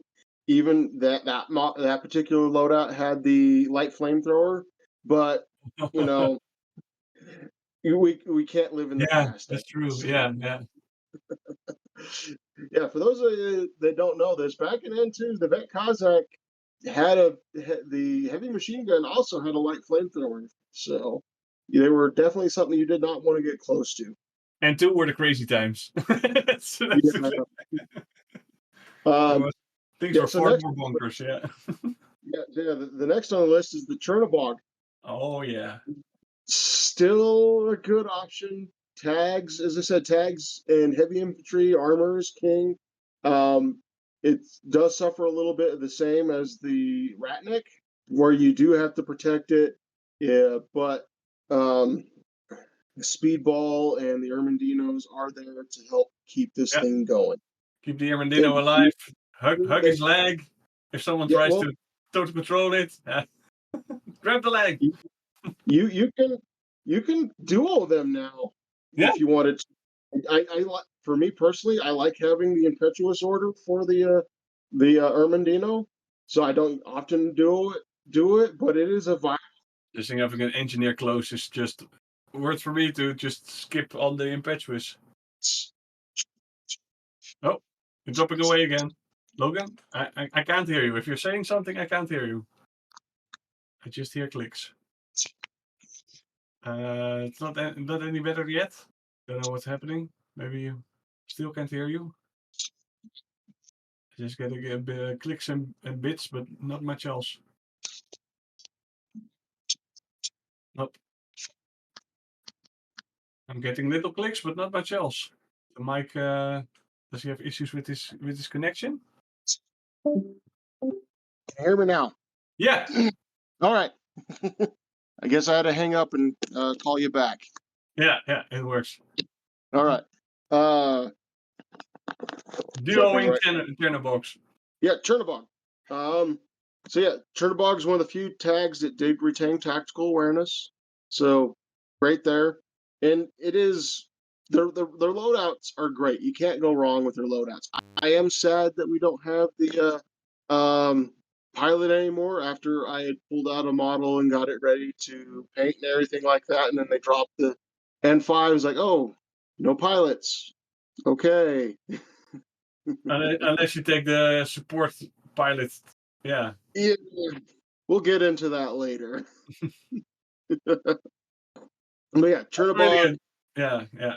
But now you can drop some peripheral with specialist operative, which can be handy if you get to a position where you have killed everything, and then you're close to an objective and you can at least poop a button and a whip 12, which is the best whip of course. I'm oh hey Hey, I lost connection. Like it kicked me out yeah. of the app for some reason. All right, yeah. The first thing I saw at your name, I saw a little yellow warning sign blink up. So I think there was an issue with connection issue. Yeah, yeah. Don't know what happened. No, well, I will edit it out, of course. Yeah. All right. We'll get back to where I was. I shut everything down and so now I'm just trying to find where I was. Here we go. All right. Chernobog. So they're one of the few tags that retain their tactical awareness. They Mhm. have an AP heavy machine gun on other profiles, so they're definitely going to be cutting through that armor. As like we said earlier, armor is king. And if Yeah, you're not being able to cut through it, you're kind of playing off the back foot right now. yeah. this tag can fight other tags. That's It will fight other tags, and it will do it very, very well. Um, and it will fight if you take that heavy rocket launcher version. It will fight light infantry and fire teams extremely well. yeah. Yeah, All right. the point distance between the two profiles have become less. I see, like with the 70 points, heavy rocket Mhm. launcher. Yeah, And then it's definitely. why would you skate and go to 63 if you with 7 points more you just have more firing options? Yeah, I kind of wish Corvus Belli would give like some of our models out there that have multiple weapons like this, like the say like the Ratnik and the Chernobog, some sort of skill like full salvo or something like that, where we could take like -3 to our BS, but we get to fire everything. That would be awesome. Like fully empty out. Yeah, full send of empty every tube. Just let the enemy have that piece of scenery over there. I don't want it to be there anymore. Get rid of it. That would be funny. Yeah, that would be awesome, but Yeah, it, I can see where it would cause game issues, so they yeah, don't. yeah, They yeah. the next thing I had on the list was the electronic, which we've already touched on, and it has brought up like our engineers and our doctors up in scale of being able to um, be in multiple places. Plus, it's a very nice model. I love this the like double tracked Oh, little. I'm really enjoying painting up the both um our both our little tractors that we got for both the Yeah, our crazy uh koalas with the Kyberfolk. Yeah, the Kyber Volk and the little yeah. electronics. They're just so much fun to paint. And you put them on the field and your opponents just can't help but go, "That's so ugly, it's cute." Yeah. It's like a little Uh, warthog. yeah. All right, next up, tractor mules. Yeah. The Somehow, yeah, they Raymond, I don't know how many times I've caught myself going, "Oh, I've got 14 points and a Swick. I'm going to bring in the total reaction tractor mule, and it's a viable option." With the blow up on their range bands now, you can, I think you Yeah, can reach out to 24 inches. I held off a fire team of um, knights with this thing. It did eventually go down, but my opponent had to spend all game fighting that. yeah. Yeah, So it's a big plus what they did with range because before that, yeah, the total reaction, yeah, it dropped off way too soon. it was Also, rifle felt range bands. it Now yeah, it's Spitfire it felt range bands. also weird. Like this is a big missile thing that has guided, so it goes far and away, and somehow if it starts fighting, it only goes rifle range. Yeah, yeah, it's really, really, really good. And so, as I kind of touched on earlier, it's because of like these changes like this that makes the Ariadna um, artillery game, I guess, is a good way to put it, a viable option. Yeah, The 5 point bot is great if you need to fill out 5 orders and you're running like one of those missions where baggage really comes into play. Just in baggage in general is going to come into play with Ariadna. So if you have the points, you're bringing the 5 point tractor. If you have the points, might as well upgrade it to try to get that total reaction as well. yeah, yeah. It's worth it now. You can easily go with units that don't need the swig. Yeah, If you go with dog warriors and the like, and warbands and the like, then yeah, you already you're taking a lot of camo units. Not all of them have use a lot of swig, so and you're bringing a lot of forward observers, which have an easier time than hackers do if you get them to line of sight. Can get things targeted. Yeah, it's nice to have these guided options, and plus well, being around something that definitely has a lot baggage, easier now. so you Get can load your up.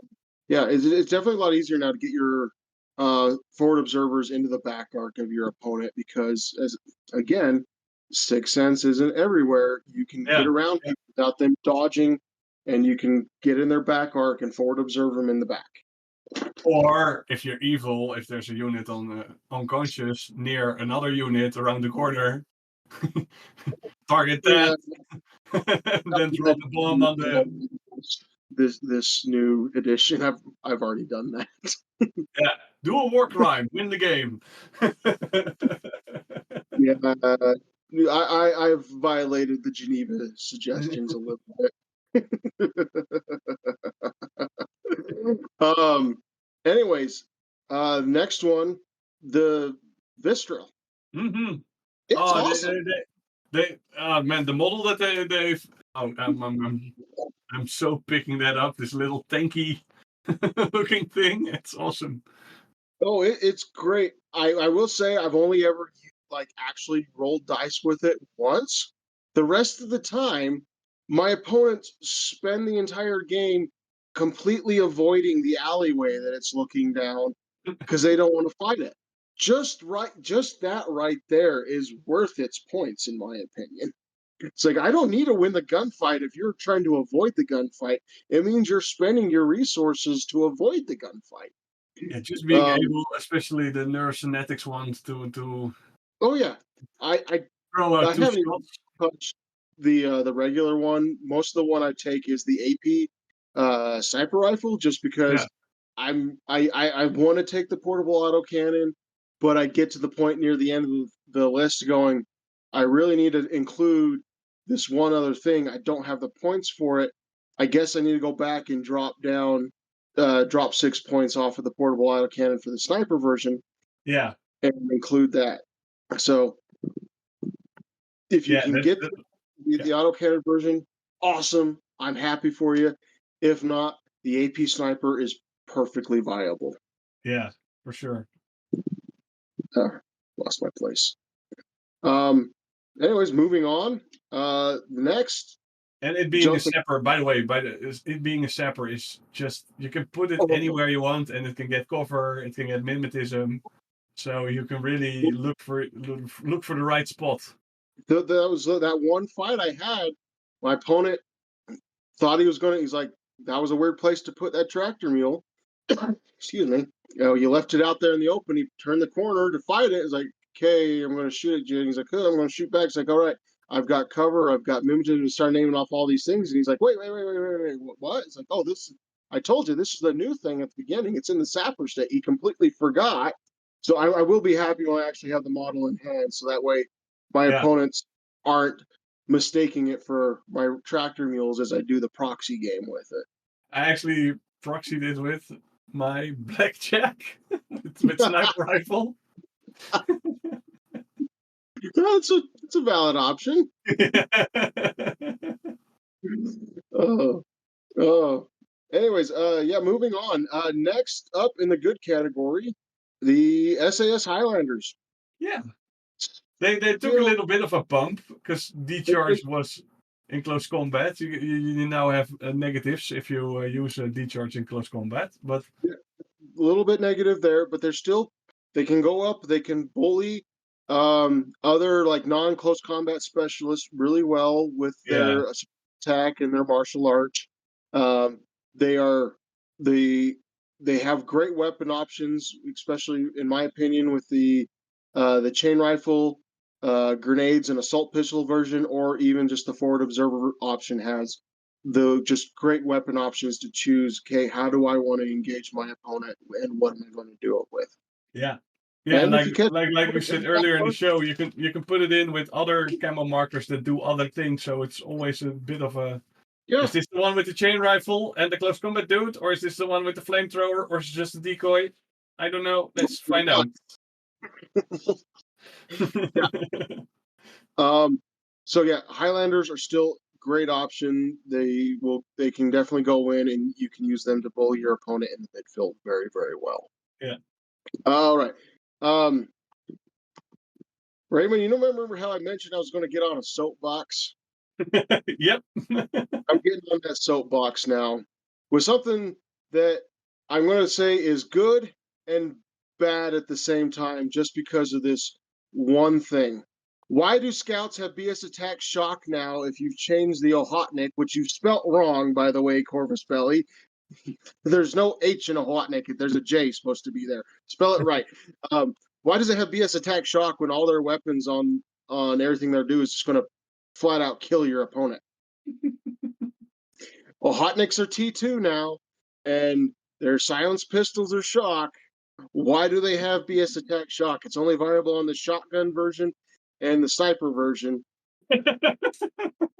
I'm paying for something that I'm most likely not going to use because I'm reaching either for the mine layer or the forward observer. Whoopsie. Okay, get off the soapbox now.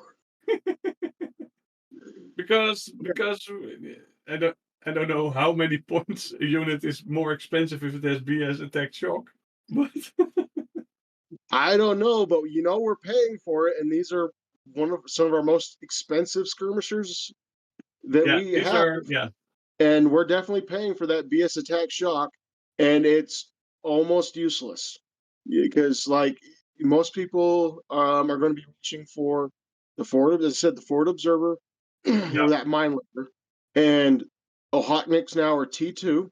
yeah, So it's not really. It's if you're hitting something that's not shocking me, and they're going to be dead anyways because yeah. you're hitting them with two damage, or 2 wounds. If I have to And play firefight or decapitation, I would also go for the lieutenant, just to have to be able to place the lieutenant anywhere, because people expect him probably somewhere in the DZ, and then all of a sudden it's somewhere on a tower in the midfield. but even then, with the lieutenant, it's still like Yeah, the silenced pistol. it doesn't I think work. they're, Yeah, yeah. if I remember right. Let me double check. Well, that we have a mine Plus layer. Yeah, that we have a mine layer EM mine. I can see it a bit as an oversight. I can brush it over and say, I got my EM mine, my layer. I'm Yes. good to go. Yeah. I'm very happy about that. That's just one of those things. I'm like, this is a redundancy that we're paying for, but I am extremely happy to have the EM mine layer, which was, if you remember, like that was one of the things that we talked about. Yeah. That they should bring We back also want the EM mine layer. That's the one that we want because we were having a real hard time fighting heavy infantry and tags. In the first turn of the game when we were going second. Yeah. And that just really helped boost us up. We can shuffle this EM mine somewhere between the other camos, and it's like, yeah, attack can step on a shock mine and just roll off and see what happens, but it cannot just step on an EM mine. Yes, which my opponent so yeah, here very much ran into issues with them making a tag attack run on me and then running into an EM mine. They learned, oh yeah, that's something that I just can't soak and walk away from. No, you get bricked. All right, moving on. This next one, I wasn't completely sure about it until I played a game of Armory not too long ago and realized how good it was, especially in those missions where you need to get into a tight area with somebody. Apaches. Yeah. And I'm not talking about the FTO options, which are fine. The other two options have BS attack +1 burst. That alone right there is worth their weight in gold. You get them in like the Armory or someplace really tight, your opponent's going to have a extremely difficult time dealing with them. Yeah, and they got it on their attack as well. So yeah, it's either getting more shots in or getting more hits in if you close the distance. Yeah, they're CC attack +1 burst. So no matter what, these guys are always going to be on at least burst 2, whether in CC or in in shooting. Yeah, and I really like the chain rifle version just because it leans heavily into what the Apache's good at. If you're needing to take out like a line of troops, you drop 2 chain rifles on somebody, or if you're really needing to win that face-to-face roll and you don't feel like your heavy pistol is going to be the best option with the 2-shot, that BS attack +1 burst is still, you're throwing 2 hand grenades with the grenade. Yeah. Oh yeah. On the Physic 13, that's nice. Yeah, they're nice strong you got there. Yeah. Yeah, and So yeah, the Fizz 13, if I remember rightly, grenades. Yeah, grenades were what regular grenades maintain their +3. So if you're catching them out in the open, you're going to be on 16, or if they're in cover, they don't have mutism, you're going to be on 13. So you're Yeah, definitely, and you're getting 2 dice with that. yeah, So they will hold an armory, yeah, and so yeah, that's why they make a good list. It's just because of those 2 options. If I would really, really like to have seen like the FTO versions have availability too in the fire teams charts, so you could take 2 of them with something else. But I think that would have been a little too much for us to ask. I think.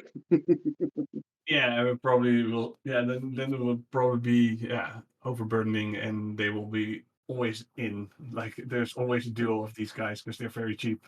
Yeah. So, but very, very good option still. Yeah, Um, next one, Desperados, because 8-4 6 cents motorcycles that can really get up in your opponent's face is still a very good thing. true. Yeah, the assault pistol one. They got a Oh little yeah, bit more. They got a little bit more expensive, but they got mimetism as well. yeah. They gained the magnetism, Yeah, but we did lose a lot of the bloat with some like we don't have the rifle profile anymore and stuff like yeah, that, which is okay in my opinion. It's the 3 options that you're probably going to be leaning towards the most, yeah. anyways. So yeah, I wasn't worried too bad with what we lost, and they're still really good, especially now. These are one of your 6 cents options that you can bring where they have it built in that they can kind of help in the if you're going second, they can help defend deployment zone, the deployment zone. If you're going first, you run them up the field in front of your opponent's deployment zone, and then they're your opponent's problem that they have to deal with it, trying to get around that model. If you can get into that assault pistol +1 burst range, Oh yeah, and just madness. Five it shot will it will, madness. it will murder things. Yeah.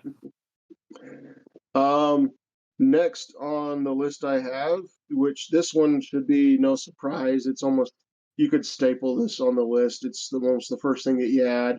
That's your Ermendinos. Yeah, They're the guys that do it all.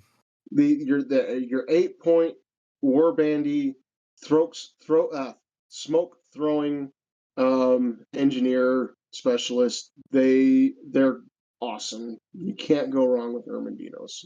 No, either they go for the point, go for objectives. Either keep with the engineering skill, keep some of your stuff going. Rudniks, Chernobox. The booty. Sometimes you get some fun stuff. Half the time I get flamethrowers. Uh, Yeah, they're it's really, really fun though when you get like mimetism or a yeah, high art skill on the Ermendino, and then I for yeah, sure guys. I had one game where I played Sword Brethren. My local player he had he played Merovingia, and my Hermandino got a mimetism -6. So there's not much MSV going around in Merovingia. Yeah, it won me the game because he couldn't hit Yeah. it. uh, all right. I have one more item in the good category, but I do have a caveat with this one because it's kind of, in my opinion, on the border between good and okay. And what makes it go into the good is this is your if you want to run a Harris and get the extra burst, this is the unit, in my opinion, that you're leaning to just because they're so cheap, and that's the Loop Guru. They are your cheapest option for running a Harris team.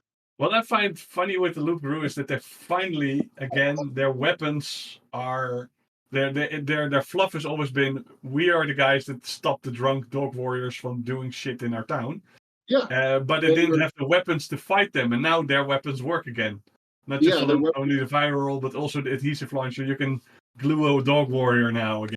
yeah, their weapons match up a little bit. They do have great weapon options. I feel like the reason why I say they're okay is you look at their profile and you just go, this is an N2, N3 profile. They still feel their Yep. weapon load has advanced with their game, but the profile itself is still lacking a little bit. not much, just a little bit. So them getting a little bit of a rework just to kind of help the profile come up to the to N5 would be nice.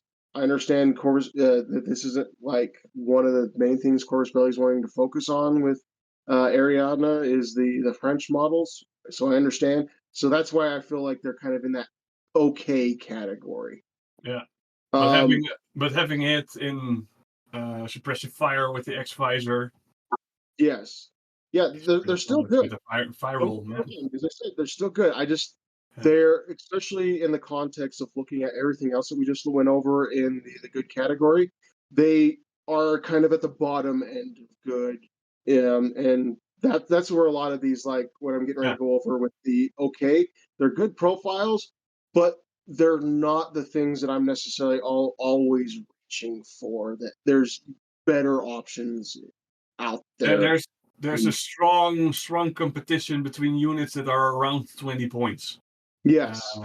Yeah, like your as is like our paracommandos, all our skirmishers, they're all in that yeah. same category. These guys are fighting our midfield presence for viability on the table, and I think that's kind of where the issue lies with the Loop Guru. They're great. Viral is something that when you throw it at your opponent isn't really going to expect it and might be like, wait, you're what are you shooting at me with? Yeah. Um, and you got to remember too, though, viral did come down a little bit because it doesn't affect things with structure anymore. All it does is normal damage to them. So yeah, that's where we're at with Luke Rue. Another one that's kind of falls in this okay category, and just to clarify with all again with the okay category, these are good options. They're either something's going on where they're being bullied out by other things in the list. Their loadouts aren't quite what you're needing, or they're very niche, come up in very certain circumstances, or the finesse there is so great that um, players might have a hard time using them. That's what Yeah. Yeah. I've got here within this okay category. So Frontovix, great units, great profile. I just feel like they're being bullied out by a lot of the other options that are there. That's why I put them in the okay category. Yeah, they are a great fire team options. Like they're the next thing you're going to be reaching for, like the Luke Guru, but they're being, in my opinion, they're kind of being bullied out by presence in the list. I'm still rooting for them since Oh, they have I'm gone rooting, down in point. I'm rooting And for them too, but I just feel like whenever I add them to the list, I go, oh wait, I need to cut points somewhere. What I guess I have to yeah. drop the Ultivix to take something else. Aha.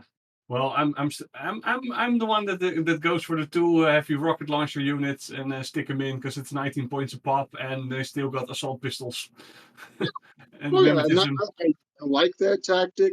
Yeah. And I'm not telling people not to run these units. Yeah. I'm just saying this is the list, and I really had to do some deep um, being honest with myself when making this list, especially some of these profiles where I'm going to get into it, and I know the internet's going to be upset with me with my choices on it. But when I look at it with my experience and the time in the game, I have to take off the rose-colored glasses a little bit and look at this again and go, okay, Logan, what's the going internet on?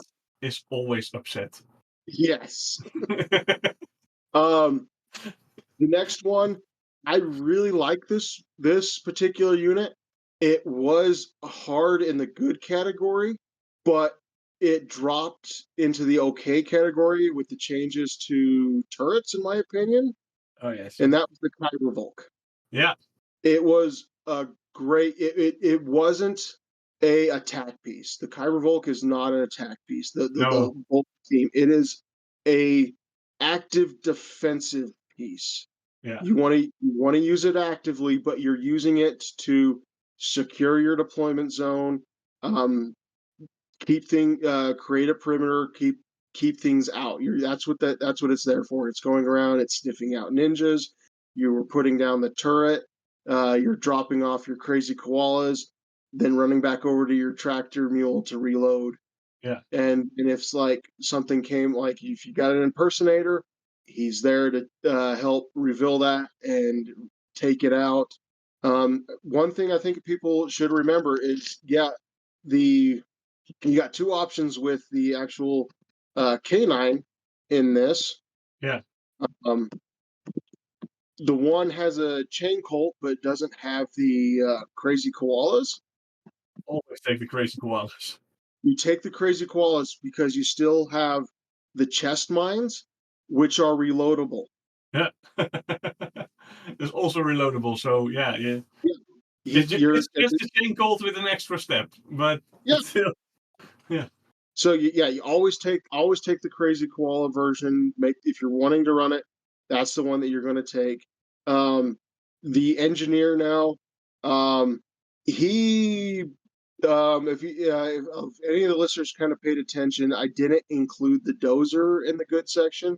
That's because the Kybervolk dozer just bullies him out of the position. If you're Yeah. between him and the Ermendinos, before the changes, I probably would have said, yeah, the dozer's a good option to bring to help. Because you have Um, AV1 for this one, so it's probably nice to bring more rifles and bring another yeah, bring yeah, another dozer. because the other dozer was good because it's like if I'm not running the Kyber Volk, I've got the dozer there because my Armandinos are going to be up in the midfield, helping out my Ratnik, my Chernobog. They're going to be up there pushing buttons, so I need him back here to take care of the my tractor mules and to keep my rems running because Ariadna has a pretty good rem game going on right now between the Vistrals and the tractor mules. Yeah. So, but the dozer, if you're bringing the dozer Kybervolk now, just kind of bullies the other one out of position, especially with the changes to turrets. Yeah. But yeah, Uh, I'm still will be grabbing for the carbon folk because you oh don't yeah, have that many turrets again, but the crazy being able to reload crazy koalas and put those on the board and defend your side with the DC with them, yeah, oh yeah, and that's real he nice. falls into the okay category, not because he's a bad profile. It's just I'm looking at the mission going, is he something I think I'm going to need for this mission or to help really defend myself? Like if I'm going to be running into fire a kill heavy mission, I kind of want to bring him to defend my side of the table, Yeah, basically. yeah. Um, so yeah, moving on. Um, Line Cossacks, they're fall into the okay category, not because they're bad.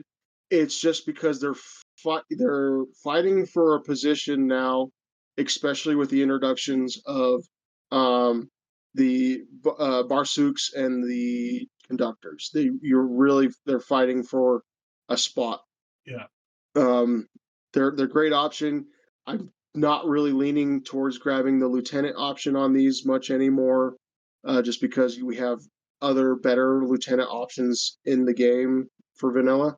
There's still a good lieutenant option, especially in your lower point games, but I'm more likely than not reaching for something else with either like the scout, the tag, Veronin, or even the vet Kazakh.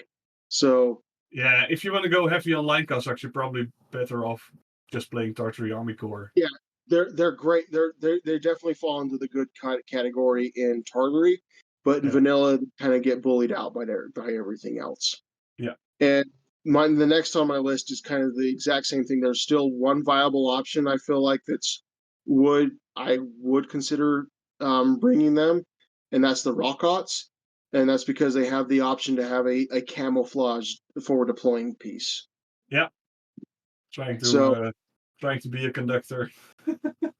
yeah, he's up there, and it's precisely that. It's you're playing mind games with, is this a rockot or is this a conductor that I'm going to be looking at? And that's why you'd consider running the rockots. Um, Next on the list in the okay category is, and it breaks my heart to say this, Van Zant. He's still really good, but I feel like he's falling behind the curve. But this comes with a caveat. We did get the announcement that in the midterm, whatever Corvus Belli means by that, US Ariadna is getting a rework, and he is he could be on the table to get some changes that could help Yeah, bring him up from where he's at. Because I did the math on it. Most of the time when people are running like Van Zant, they're usually running Usha in vanilla. And Usha and Van Zant combined is more expensive than just bringing Mirage 5. yeah, yeah. And those Unless you two, wanna, unless you wanna save on Swig, that's yeah, that's the only thing there is if you're saving on Swick, but those two are more expensive and they kind of do the same thing. Usha and Duroc is pseudo comparable, whereas she does have the assault pistols, but Duroc can definitely target more multiple items compared to Usha, and they're all almost on equal footing when it comes to close combat. But then Margot is just such a better gunfighter than both Van Zant and Usha. yeah. So that's why, in my opinion, Van Zant's he's in the okay category just because he's being bullied out by Mirage 5.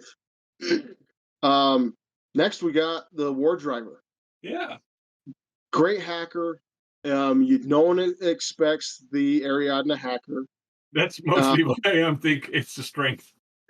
I am slightly upset that they CB was so kind and generous and gave us a Evo hacker profile at the end of N4, and going into N5 we got this awesome total neurokinetic tractor mule that was coming in, and it was going to be great. We were going to have this hacker that could actually use the um, his ability to make it so I'm ignoring uh, give him marksmanship and stuff, and then we get to N5 and oh, we don't have the Evo hacker anymore.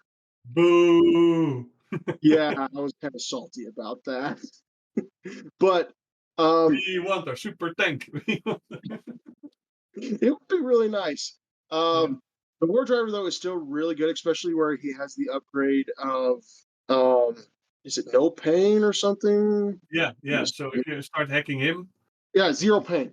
Uh, yeah, 0 win. Yeah, Well, what you do with him if you're going to bring it? This is you're bringing him when you're bringing the Chernobog or the Ratnik, because then you can throw that zero pain on them, just to make it a little more harder for your opponent to shut him down with hacking. yeah, So, still really good. It's our only hacker options. He has Sixth Sense, which I think he's the only hacker in the game with Sixth Sense. I'm not 100% sure on that, but I think that's what it is. So yeah. there's that going for him.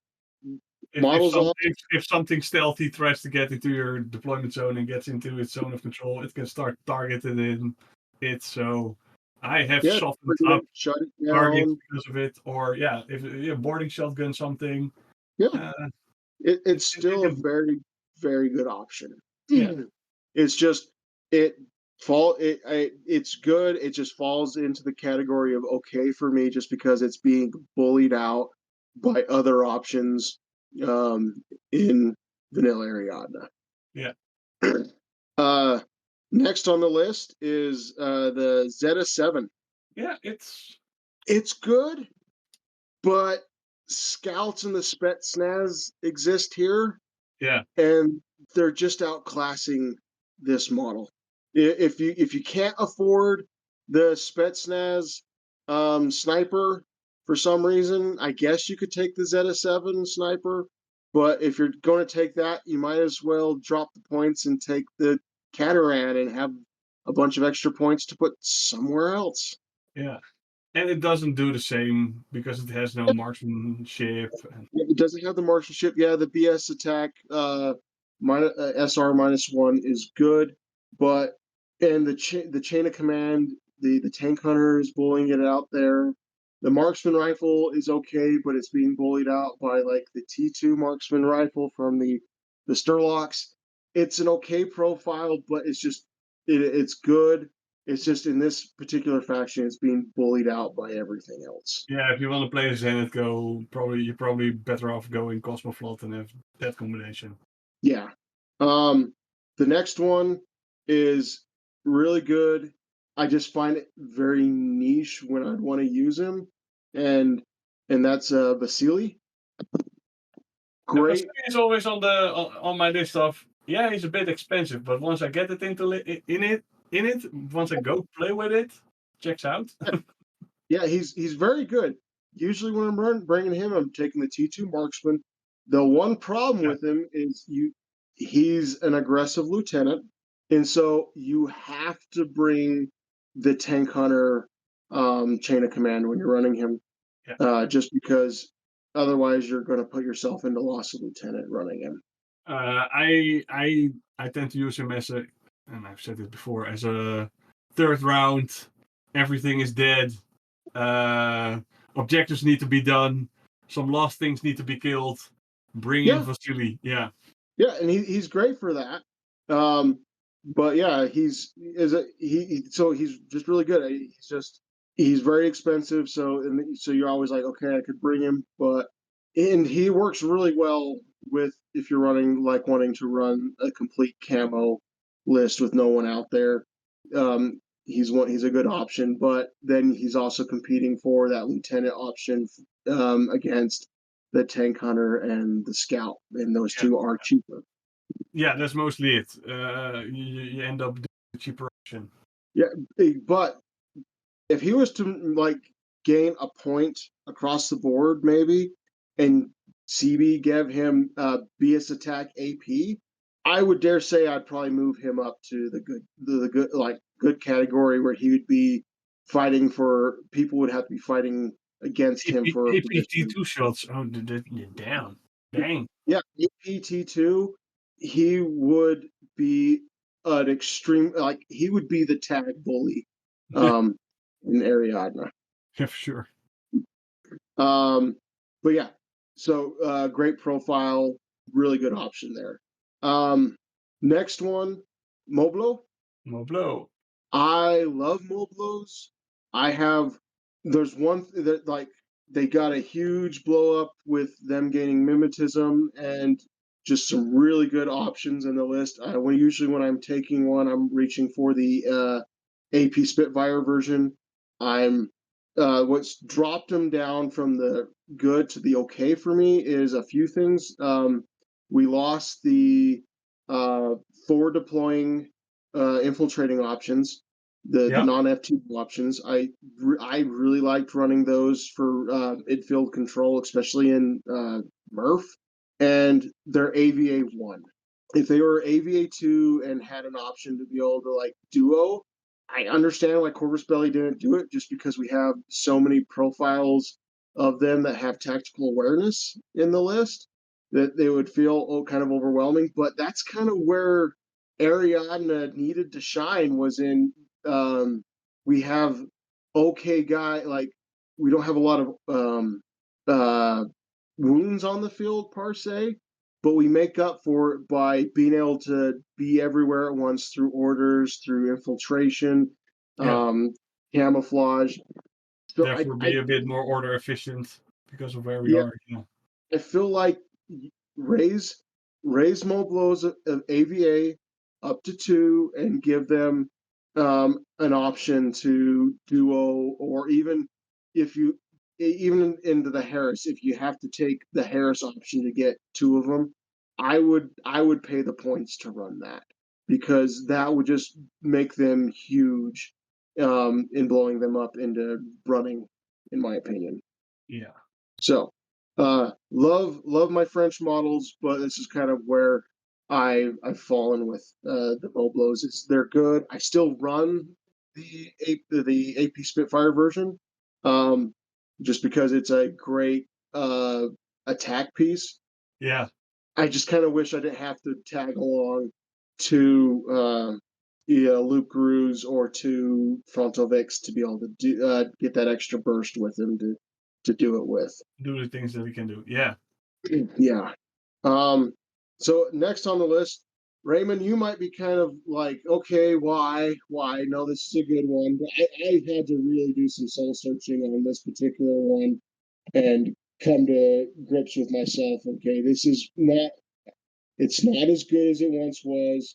It's definitely fallen behind compared to a lot of the other things in Ariadna. It's still good, but usually when I'm reaching for it, I'm reaching for one specific um, loadout for it, and that's the chasseurs. Hmm. They've they've dropped a lot in my opinion. They're still good, but usually when I'm reaching for them, I'm not reaching for like uh FO version anymore. I'm not reaching for the adhesive launcher. I'm not reaching for the regular one. I'm usually reaching for the mine layer. True, I would And also reach for the mine layer just to get the camo game going with more and things in the midfield. exactly what it is I'm reaching for it to build up my midfield for with mines and camo. And he's just not as good as he like, yeah, Sixth Sense is still really good, but they're not as good as they used to be. But they're still a viable option. I'm still going to run them. So that's why I feel like they fall in more the okay category than they do the good category. They're not bad though. They're not bad and they're not ugly. They're Yeah. they're okay. Yeah, for me, it's on the one hand, I will probably play them more now than I would play them in because of the changes to the to shotguns and there being less blasts in the Yeah. midfield. So they are more viable now, especially the light flamethrower. It's one of the blast modes that stayed. So yeah, him being a light flamethrower under a camo, surprise someone with a bit of flame is pretty neat. So yeah, he has been better in the past, but I think compared to N5 to N4, he will probably see more game in my. Oh yeah, probably. Just and like for Yeah. me, like I was like, oh, but he's got the heavy like the flamethrower, which the flamethrower is nice. But when it comes down to the template, I realized, oh yeah, um, the Sturlocks, a lot of them have chain colts. Yeah. Or like granted, the Forward Observer doesn't have the chain colt in it, but he still has the shock mines that he can go around and like try to manipulate the field so my opponent has a harder time getting to him. There's So more of a choice. Like in N3, it was like you pick the Spetsnaz, you pick the chasseurs, then you oh make the yeah, rest of your list. then Now you yeah. now there's they've fallen they've fallen behind from the auto includes into okay, I'm trying to build up my midfield a little bit more. I've already taken like max AVA Sturlocks and SASs. I've got my one mine layer scout out there. I don't really want to I kind of want to fill out a little bit, get more options because the scouts are still expensive. Oh, Hmm. let's grab some chasseurs to help fill that out more. Yeah. And that's kind of where they fall. Um, for me, anyways. I Yeah. know a lot of the other people out there might find better use for them, which I'm happy for you. Definitely post a list so I can see what you're running because I like to see what people are running just to see, not necessarily take your list, but to go, okay, why are you running that? What do you do? What are you seeing there that I'm not that I need to look at again? And then that's why I like looking at people's lists Yeah. online. But yeah, next on the list, these ones were like in vanilla for the longest time some of your best midfield button pushers, but they're definitely been bullied out by the Sturlocks. They're great in their home faction, and that's the Even better Foxtrot. there. Yeah. Yeah. Yeah, Foxtrots are great in are great in USR, Yeah, especially they now got that we. mine layer there, yeah. No. But in vanilla, they're just bullied out by all the other skirmishers so heavily that it's hard to justify bringing them. You probably loaded out to the max on the other stuff before you get to the Foxtrot. Yeah, and you're loaded down to the max, and at that point you're like, well, I don't even have the points to run the trot. Now I have to reach for like the Rockots to be able to fill out more camo in the midfield at this point. Yeah, yeah, yeah. So yeah, they've fallen off. They're good. They're okay. They're just in vanilla. They're borderline bad in vanilla. They're not. They're they're they're just good enough to be okay, but not good enough to be in the good in vanilla. And that's just in the context of vanilla, though. Yeah, yeah, yeah, yeah, yeah. Um, next one, they're They're good. I run them still. They're just not like one of the first things I grab. Um, and they did fall a little bit behind with the changes just recently, and that's Dog Warriors. They're still good, and they're on that borderline between okay and good. Just I feel like I look at them and go, I feel like you could be better. I I don't know still what it think is. they're very, very cheap for what they do. Oh, they're very cheap for what they do, and as I said, I still putting them in my list. But every time I look at them, I just go, doggies. I feel like you could be better. What has CB done to you that makes me feel like that you could be better? And like this compared to, I know we shouldn't be comparing too hard, but compared to Duroc, they feel like they fall really behind compared to Duroc.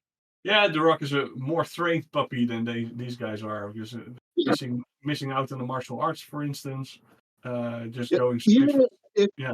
with the changes now to martial arts, if they give Dog Warriors martial arts level 1 or even just CC attack -3 just to help negate the CC specialist that once you get him into your deployment zone, that's what your opponent's going to be throwing at him, just to make him slightly more survivable in close combat.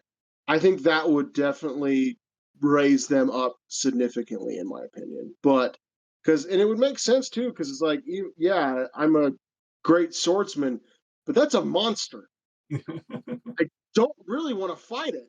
I'd rather stand back here and have people shoot at it because you want to stay more than arm's length away from something that can eat you. Because his arm's length is far, far. Yeah, his arm's length is very far.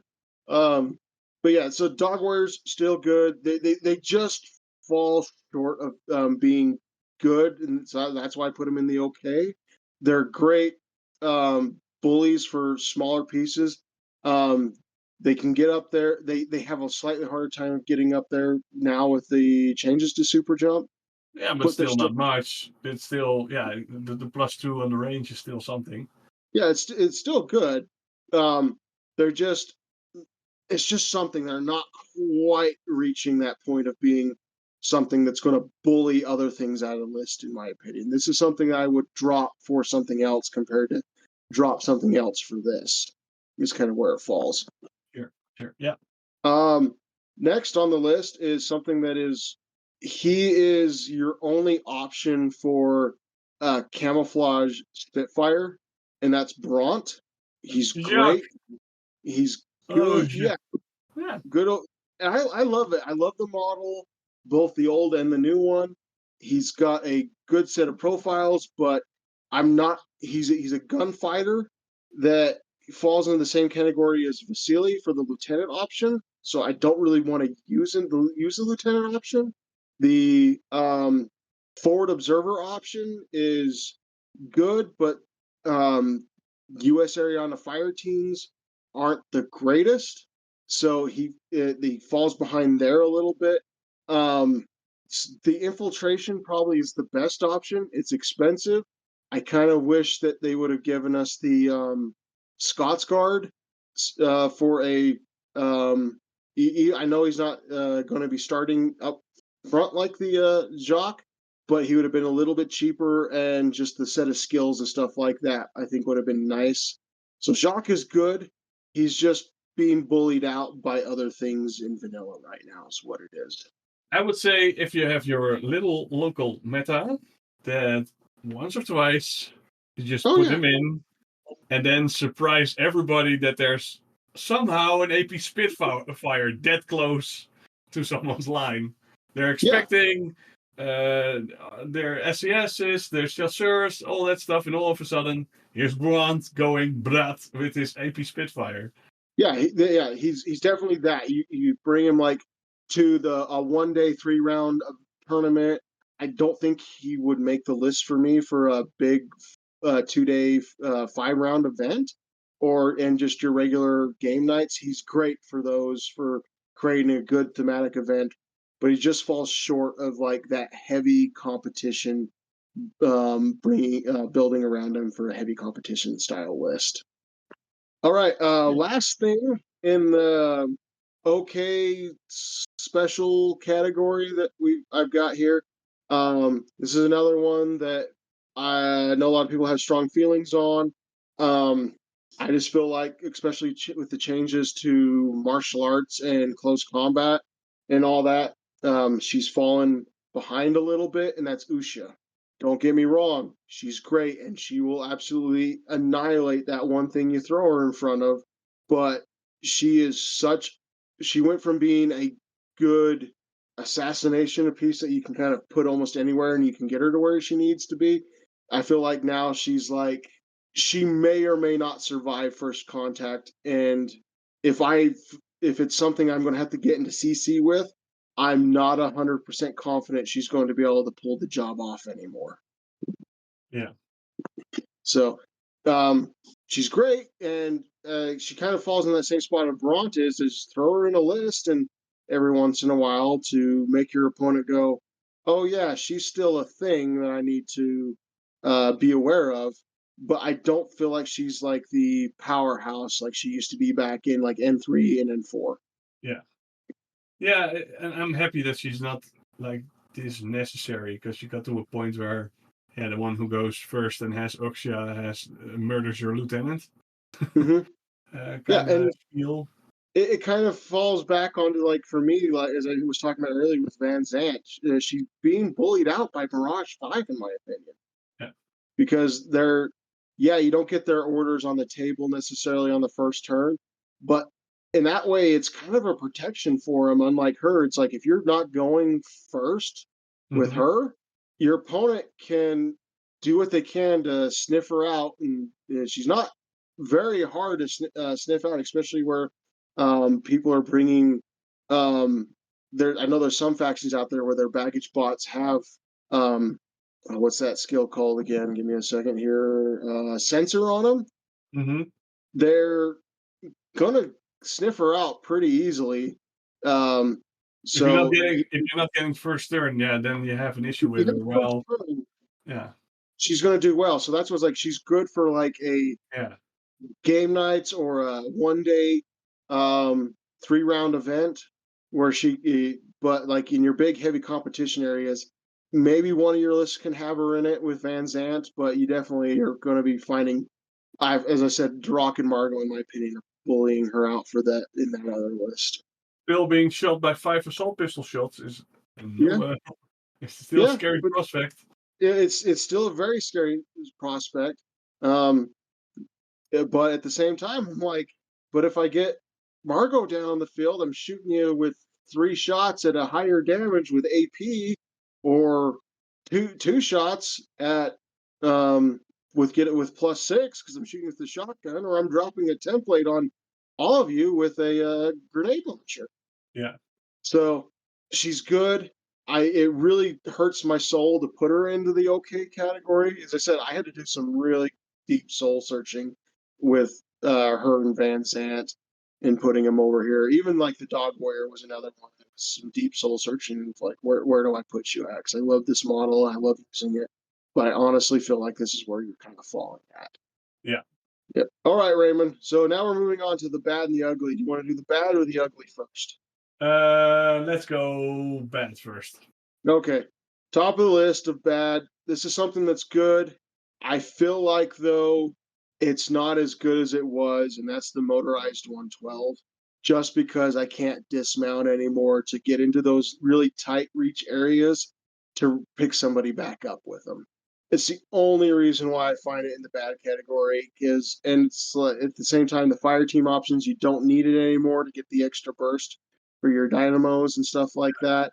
It's good for something fast moving to get up the field, but not being able to dismount with them anymore, I feel really hurts the motorized 112. Yeah, and I think that the only reason they made this mounting choice is because the models don't come with a dismounted model, Yeah, well, and and that's a lot that's of why they so Corvus Belli was like, we don't sell the dismounted model, so let's do away with it. yeah. But That yeah, I think I it's a shame understand. as well. I understand why. I just go. Yeah, I will say though, it is the only motorcycle in the game that can still benefit both sides from cover. yeah, So True. it Yeah. does have that for it. It can both put the negative on for when you're shooting at it, and it gets the bonus for cover. Yeah. So, um, next on the list into the kind of the bad category is one that we kind of talked about earlier. Dozers.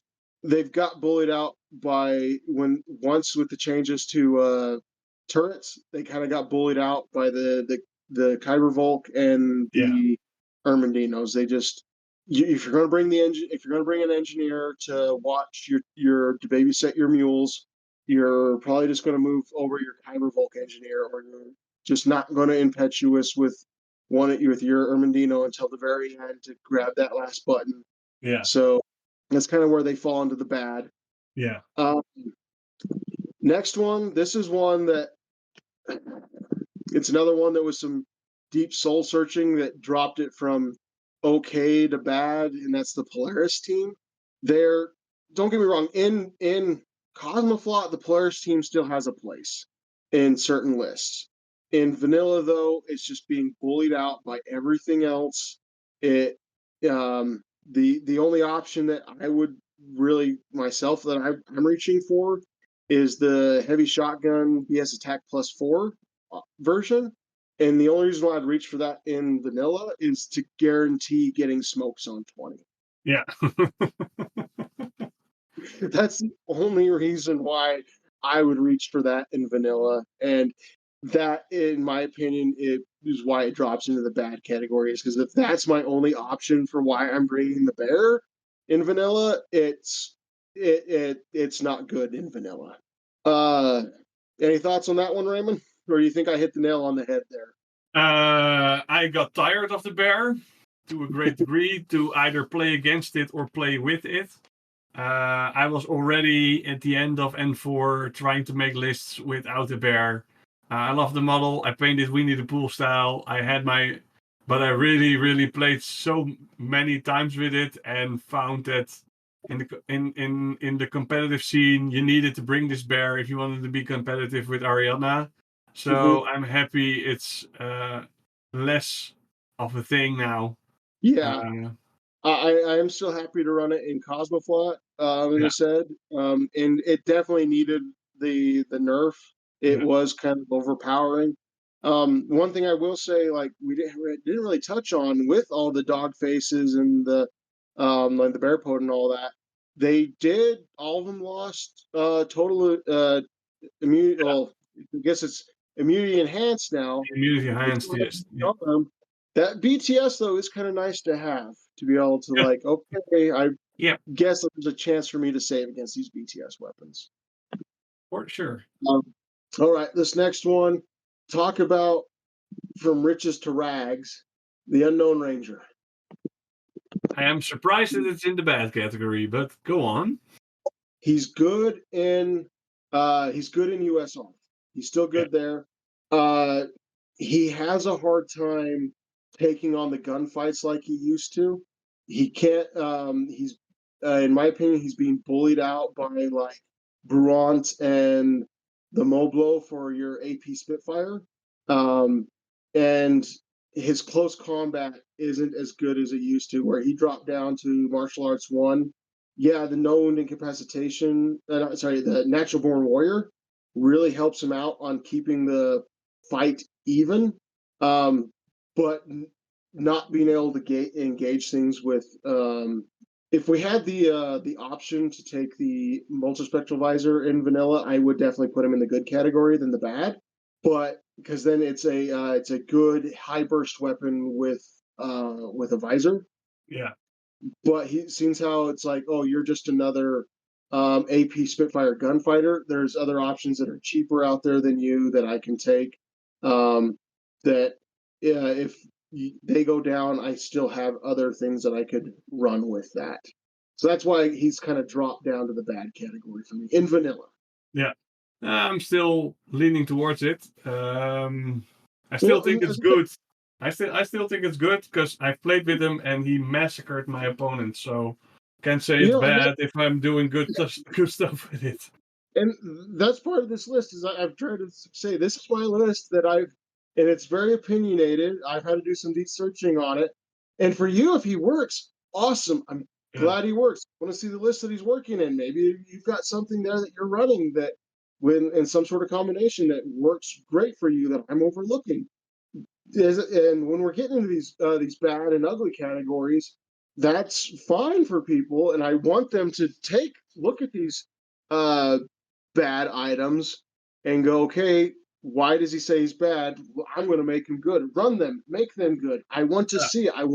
I want to see these played. I'm not saying that you shouldn't play them. I'm just saying that's for me. And like with the style of playing Ariana that I do, they're not quite fitting the bill. Yeah. Yeah. I've played a lot with the Unknown Ranger, and for me, the loss on the the martial art skills is I feel less because I wasn't getting into close combat that much with him. But the MSV1 is still a big one. So, but I am gonna concede that where before that he was probably an auto include. Now Yes. it's now it's like, all right, do I take the veteran Kazakh or the unknown ranger? Well, the veteran a bit more range on him, but less on the close combat skills. So you have a choice there. Yeah.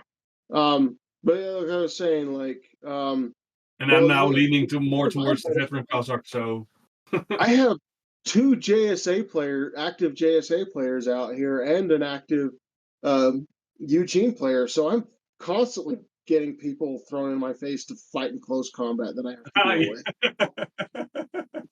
And that's just like part of the meta too. Is yeah, um, the meta that you're currently fighting in? It maybe the unknown ranger is good in your meta because you're not fighting all these things into close combat like I have to out here.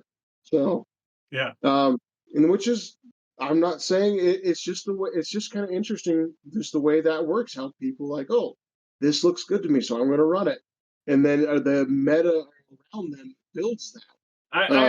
I think they tweaked them now to a point where it's actually a choice, which is, It uh, is in my mind, definitely is better. Yeah, it is definitely a choice.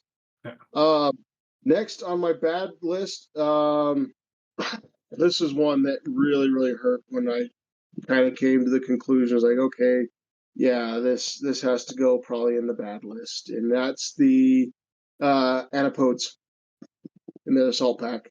Mm-hmm. Them not being able to take cover anymore really hurts them trying Yeah, to get that across hurts. the midfield Yeah, into where they want to be at.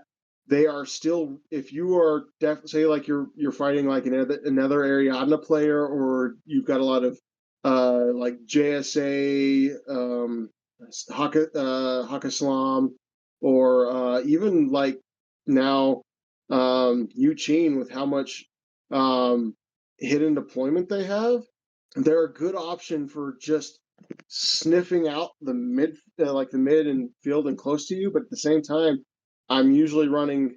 I In that case, I'm looking at like the Kyber Volk or the yeah, Sturlock with Anapode, and they kind of yeah, get bullied out by those two. yeah, for sure. They've done them So a bit dirty. That's yeah, and with how deadly close combat has gotten, and there's yeah, you can if this is a big if, because you got to remember these things are setting on some larger size bases. You get these things into close combat with somebody, you're going to have to really try to finesse your way to get as many of them in there as possible just to get the burst bonus you yeah, need to even stand a chance in close combat right now. And that was like their bread and butter. It's like, oh yeah, the thing is there's so many of us, we're just going to overwhelm you in weight of dice.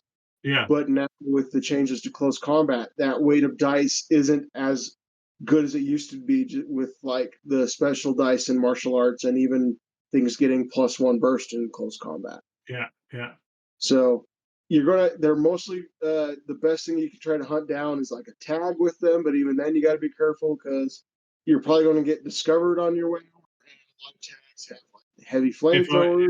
yeah, and if only one is discovered, then yeah, in the template, Yeah, then So that's why I feel like the scouts, sorry, not the antipodes have fallen into the bad category. They done them dirty. Why no cover? They're not taking it.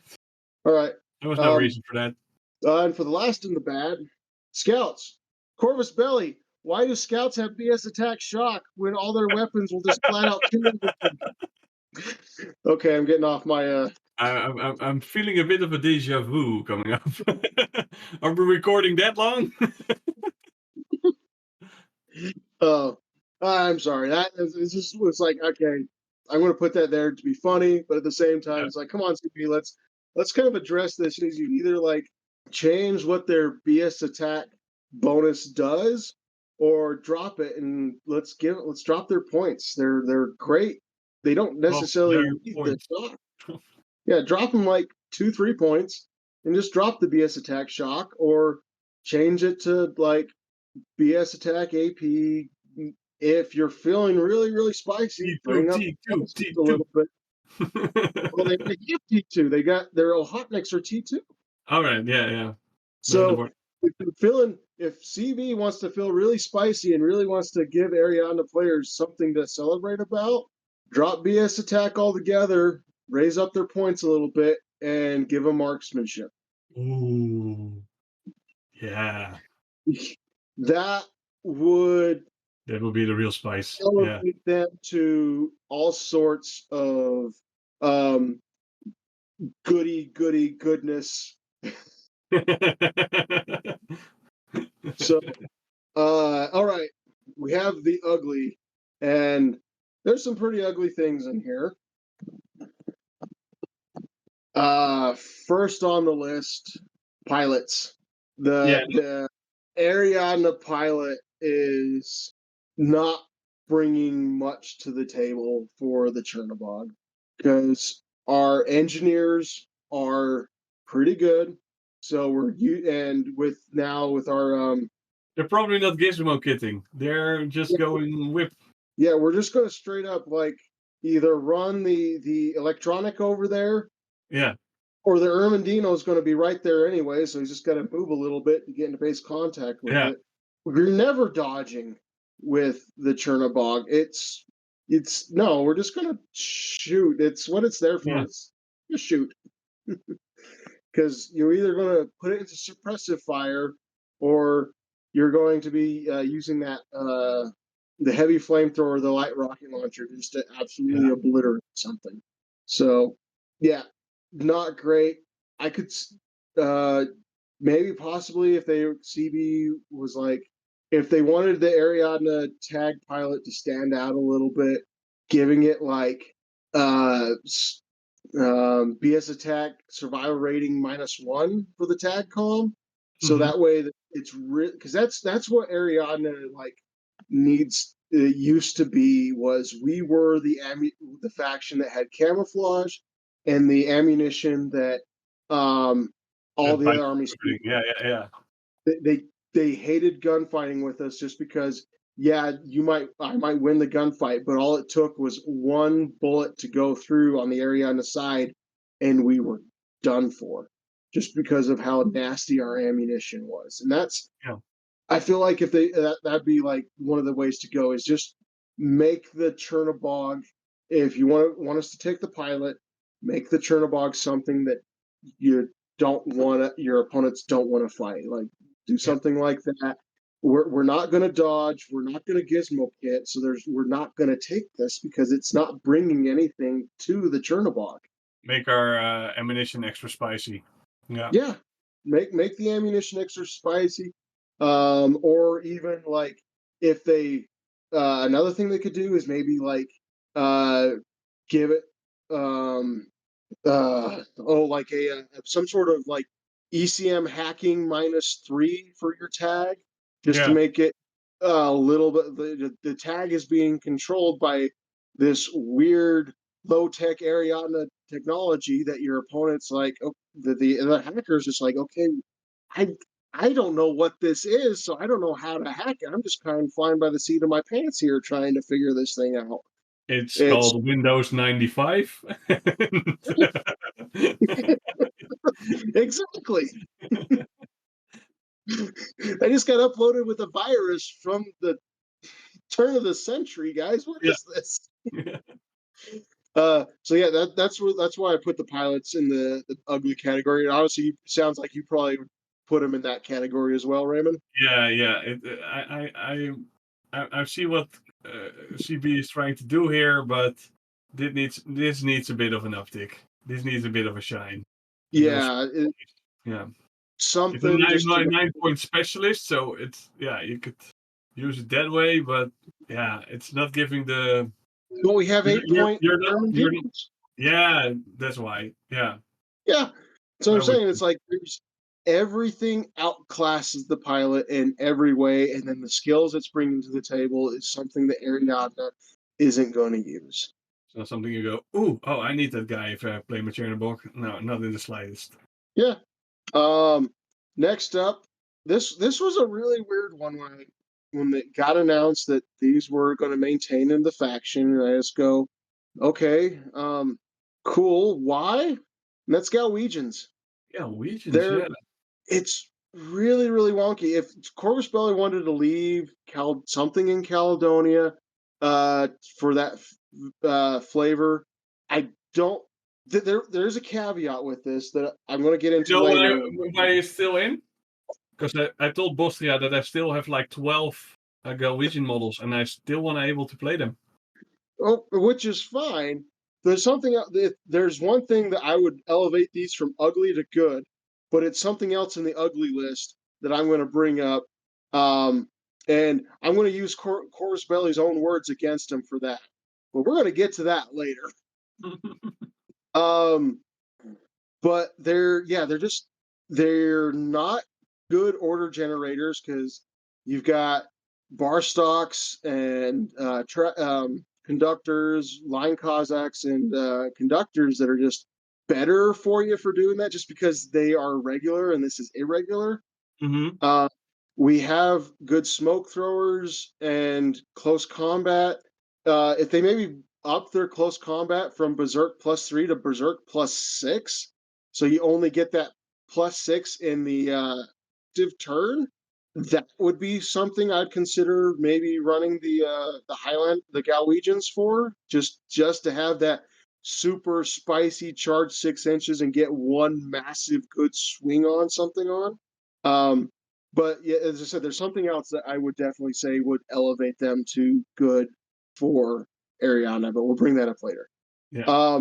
Next, and these almost kind of fall in the exact same category of okay, they're here, and these two have the exact same like thing when it comes to their fire teams. They both have fire team options for duos, but why? I guess why would you run them if someone's out there running them? I'd love to see the list and figure out why you're running them and what they're doing for you. But Varangian Guard, they are good in Cosmo, but they're Oh, not. I don't 12, feel like yeah. they're not really bringing anything to the table for vanilla. I Yeah, guess I'm that mostly not reaching for those units because I will have an Irmandino. yeah, you either got an Ermandino or some others, or even like uh, the Desperados. Even Yeah. you you have other options that you're wanting to run. Um, so yeah, Well, Frangian is at least regular. But if you that's wanna, one thing to get going for them. yeah. All right, I'm gonna. Have you had a chance to read through the new book, Raymond? Not yet. All right. This is a special little thing in here for you and all our listeners out there. I'm gonna read a little bit from the Ariadna section in this book right here. I've got open in front of Story me. time with Uncle Logan. Yeah. Okay. Right, so this is actually we're gonna put the page on here. This is page 97. Ariadna military. This is one of the middle blips in here. Where was that? However, in the case of large operations or to comply with international agreements entered by Ariadna as the new power in the human sphere, the Zabak, I guess is how that's said, selects and deploys units that can provide the greatest strength, and power and operational efficiency.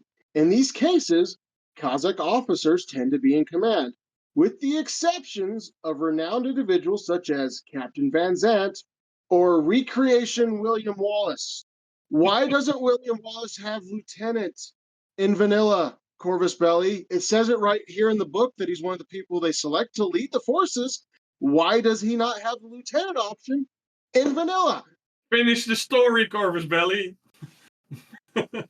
Your game is not lore appropriate. It is not. That's so. Corvus Belli, I put this back on you now, where you keep saying, no, we're not going to make William Wallace the lieutenant. He's obviously in the lore, he's the lieutenant. And if you would give him a lieutenant option, it would raise both the Varangians and the Galwegians, especially, up to the good category, in my opinion. Yep. He would do so much for Ariadna, just elevate them so much better. And plus, with now like him gaining number 2, and he has with the changes to inspiring leadership, where you can affect the range of what the coherency range is. He would do a lot in vanilla for the players there. So, Yeah. Corvus Belli, this is back on you. You have a question that's been asked. We'll see if you're going to answer it or not. And this is your own words that you said that he's a leader for them, but obviously he's not leading anybody.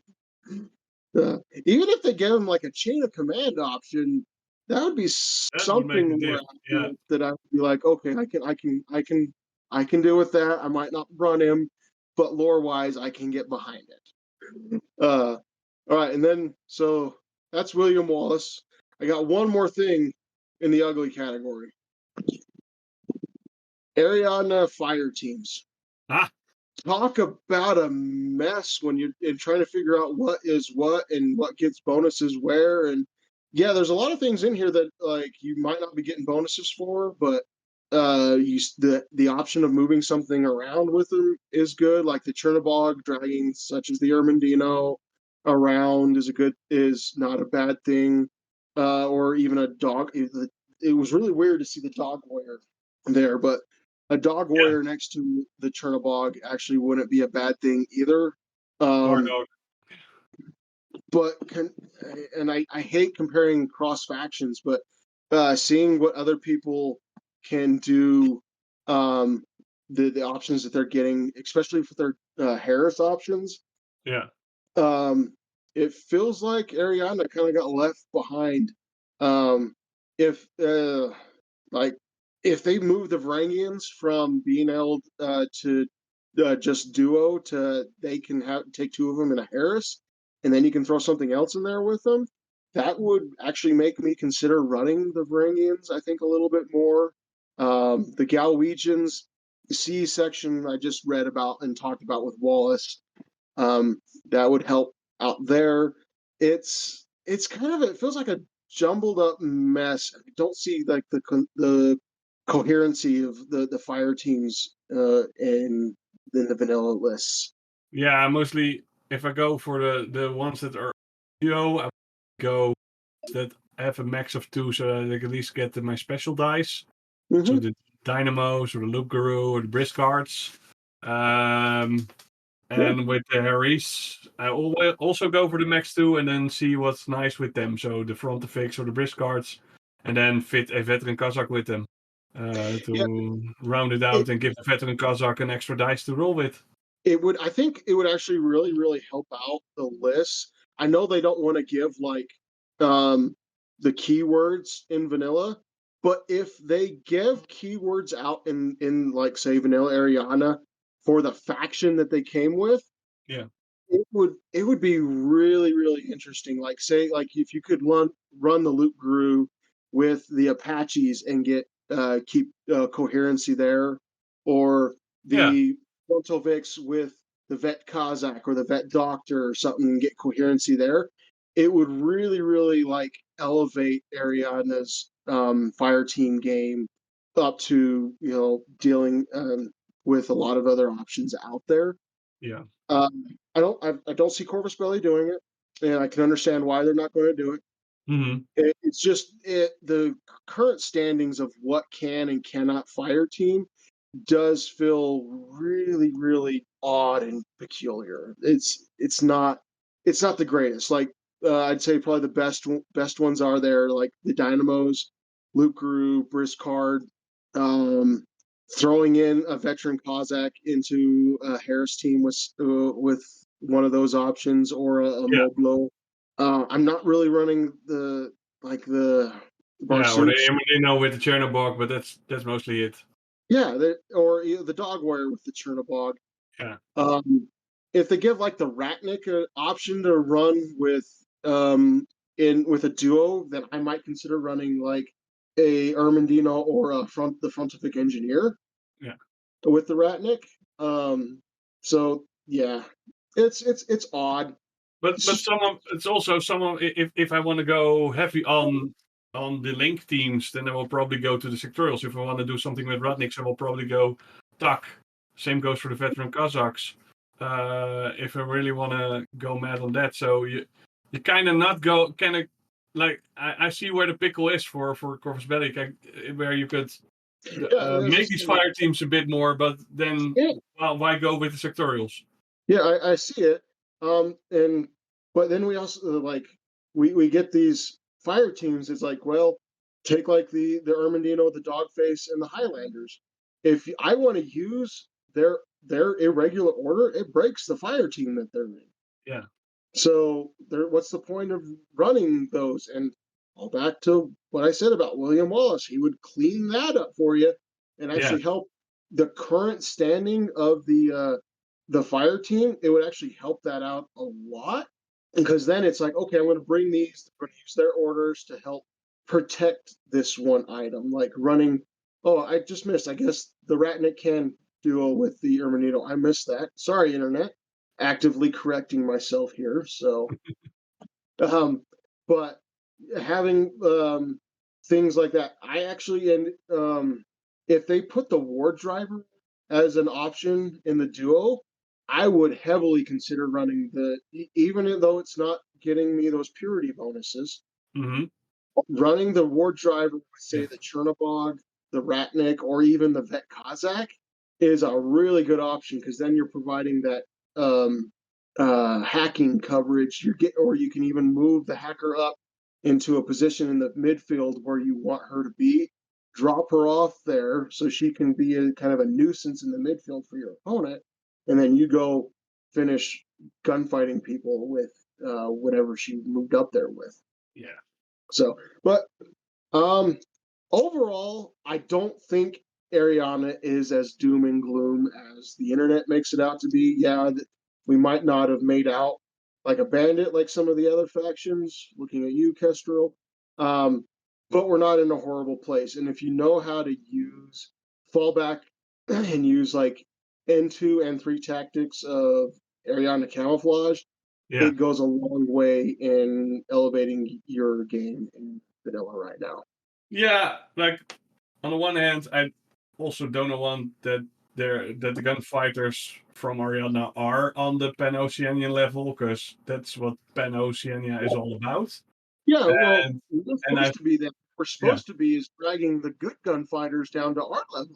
yeah That's what we're supposed to do. with all her mimetism and such. And I still think that we are looking at the profiles, but I think Ariadna's strength is it's some of its parts. Like you bring in either the camo game or the amount of warbands that we bring that you have a good layer cake of not just 2-3 models duking it out for you, but all of the models having their part in your force and mixing all those camos up so that people don't know what's under them exactly. Could it be a chasseur? Could it be a mine? Could it be an EM mine? And play these crazy mind games. And so I am not doom and glooming. I'm like, yes, we're finally going to the olden days. We're finally we're not just stuck to Uxia, Unknown Ranger, and the Bear. We are going camo again. Now with the link teams, we're making these little link teams that do a little bit extra, not that much, so that our ARO game is far more viable than it was in the past. Oh yeah, definitely. I do feel like Chorus Belly doesn't quite know where to go with Ariadna per se. Like how to advance them to keep them relevant in the meta and stuff like that. But there's a lot of things that like current stuff that are out there. It's like add more things that have marksmanship. Give us more BS attack minus. You don't have to raise up our BS attack. Well, what Ariana strives at doing is lowering the bar to our level, and we're bringing you to our level to fight on. Where Yeah. for us, it's not necessarily our advantage in the fight. It's just more of an even fight for us, and that's Yeah. what Ariana, in my opinion, should feel like. Yeah, like being in camouflage and then pop out your veteran Kazakh out of its hidey hole if you see a good gunfight that he can take on, and then hide him again. And one thing I think would be really really cool, and it with like even today's technology, it wouldn't be that far off the mark to make something like this. Giving Ariadna a hidden deployment with just regular like one use or like one use camouflage or just regular camouflage, hidden deployment on make it expensive, make it so that if we want to bring this, it is something that we have to really think about if we're going to run it on a unit that we can. It would help our ambush game out immensely, like because currently as it is, the ambush game it can be fished out heavily with a sensor bot or something like that. So it's not something Make sure you spread out because you don't want to spread them out, but having a option for something that isn't a hidden deployment that you can like lure your opponent into. Oh, they're not watching this alleyway over here. It would really help out the Ariadna game. I think just ever so slightly. We don't want like the old TO camo mimetism -6. That's not what we're asking for. All we're like just something like that and um they created the design space for it they've created the long design ago. for it, and I'd still like, as I said, like to see some sort of skill that is somewhere between dogged and no incapacitation to throw on some of our like heavy infantry. That's like, okay, we can stay up for the remainder of the round, but as soon as the round ends, we have to go unconscious. We're not going to necessarily die. We just have to go unconscious for the rest of the round. Um, I would like to see something like that, and I would be tickled all sorts of camouflage green with joy and happiness if they brought back the uh, Mormirs into vanilla. Mormare, yeah, big. It, I want to see his big ugly gun. That would be. it was when we need him the most, they took him from us. He turned into us. Yeah. But yeah, that's my list, Raymond. Is there anything you want to add to it? No. I think we covered it all pretty extensively, which we wanted to do because it's Ariadna and it's my favorite faction. Yeah, same here. I would love to get together another time and do the other factions, but of course, yeah. I want to be able to play with them. For the past few months, it's mostly been vanilla that I've been playing with, dipping my toe into the other factions just to try to cleanse the palate a little bit. But Yeah. it's been vanilla because I knew that this was going to be coming, and I needed to get the reps in just to kind of get the bigger picture of it all.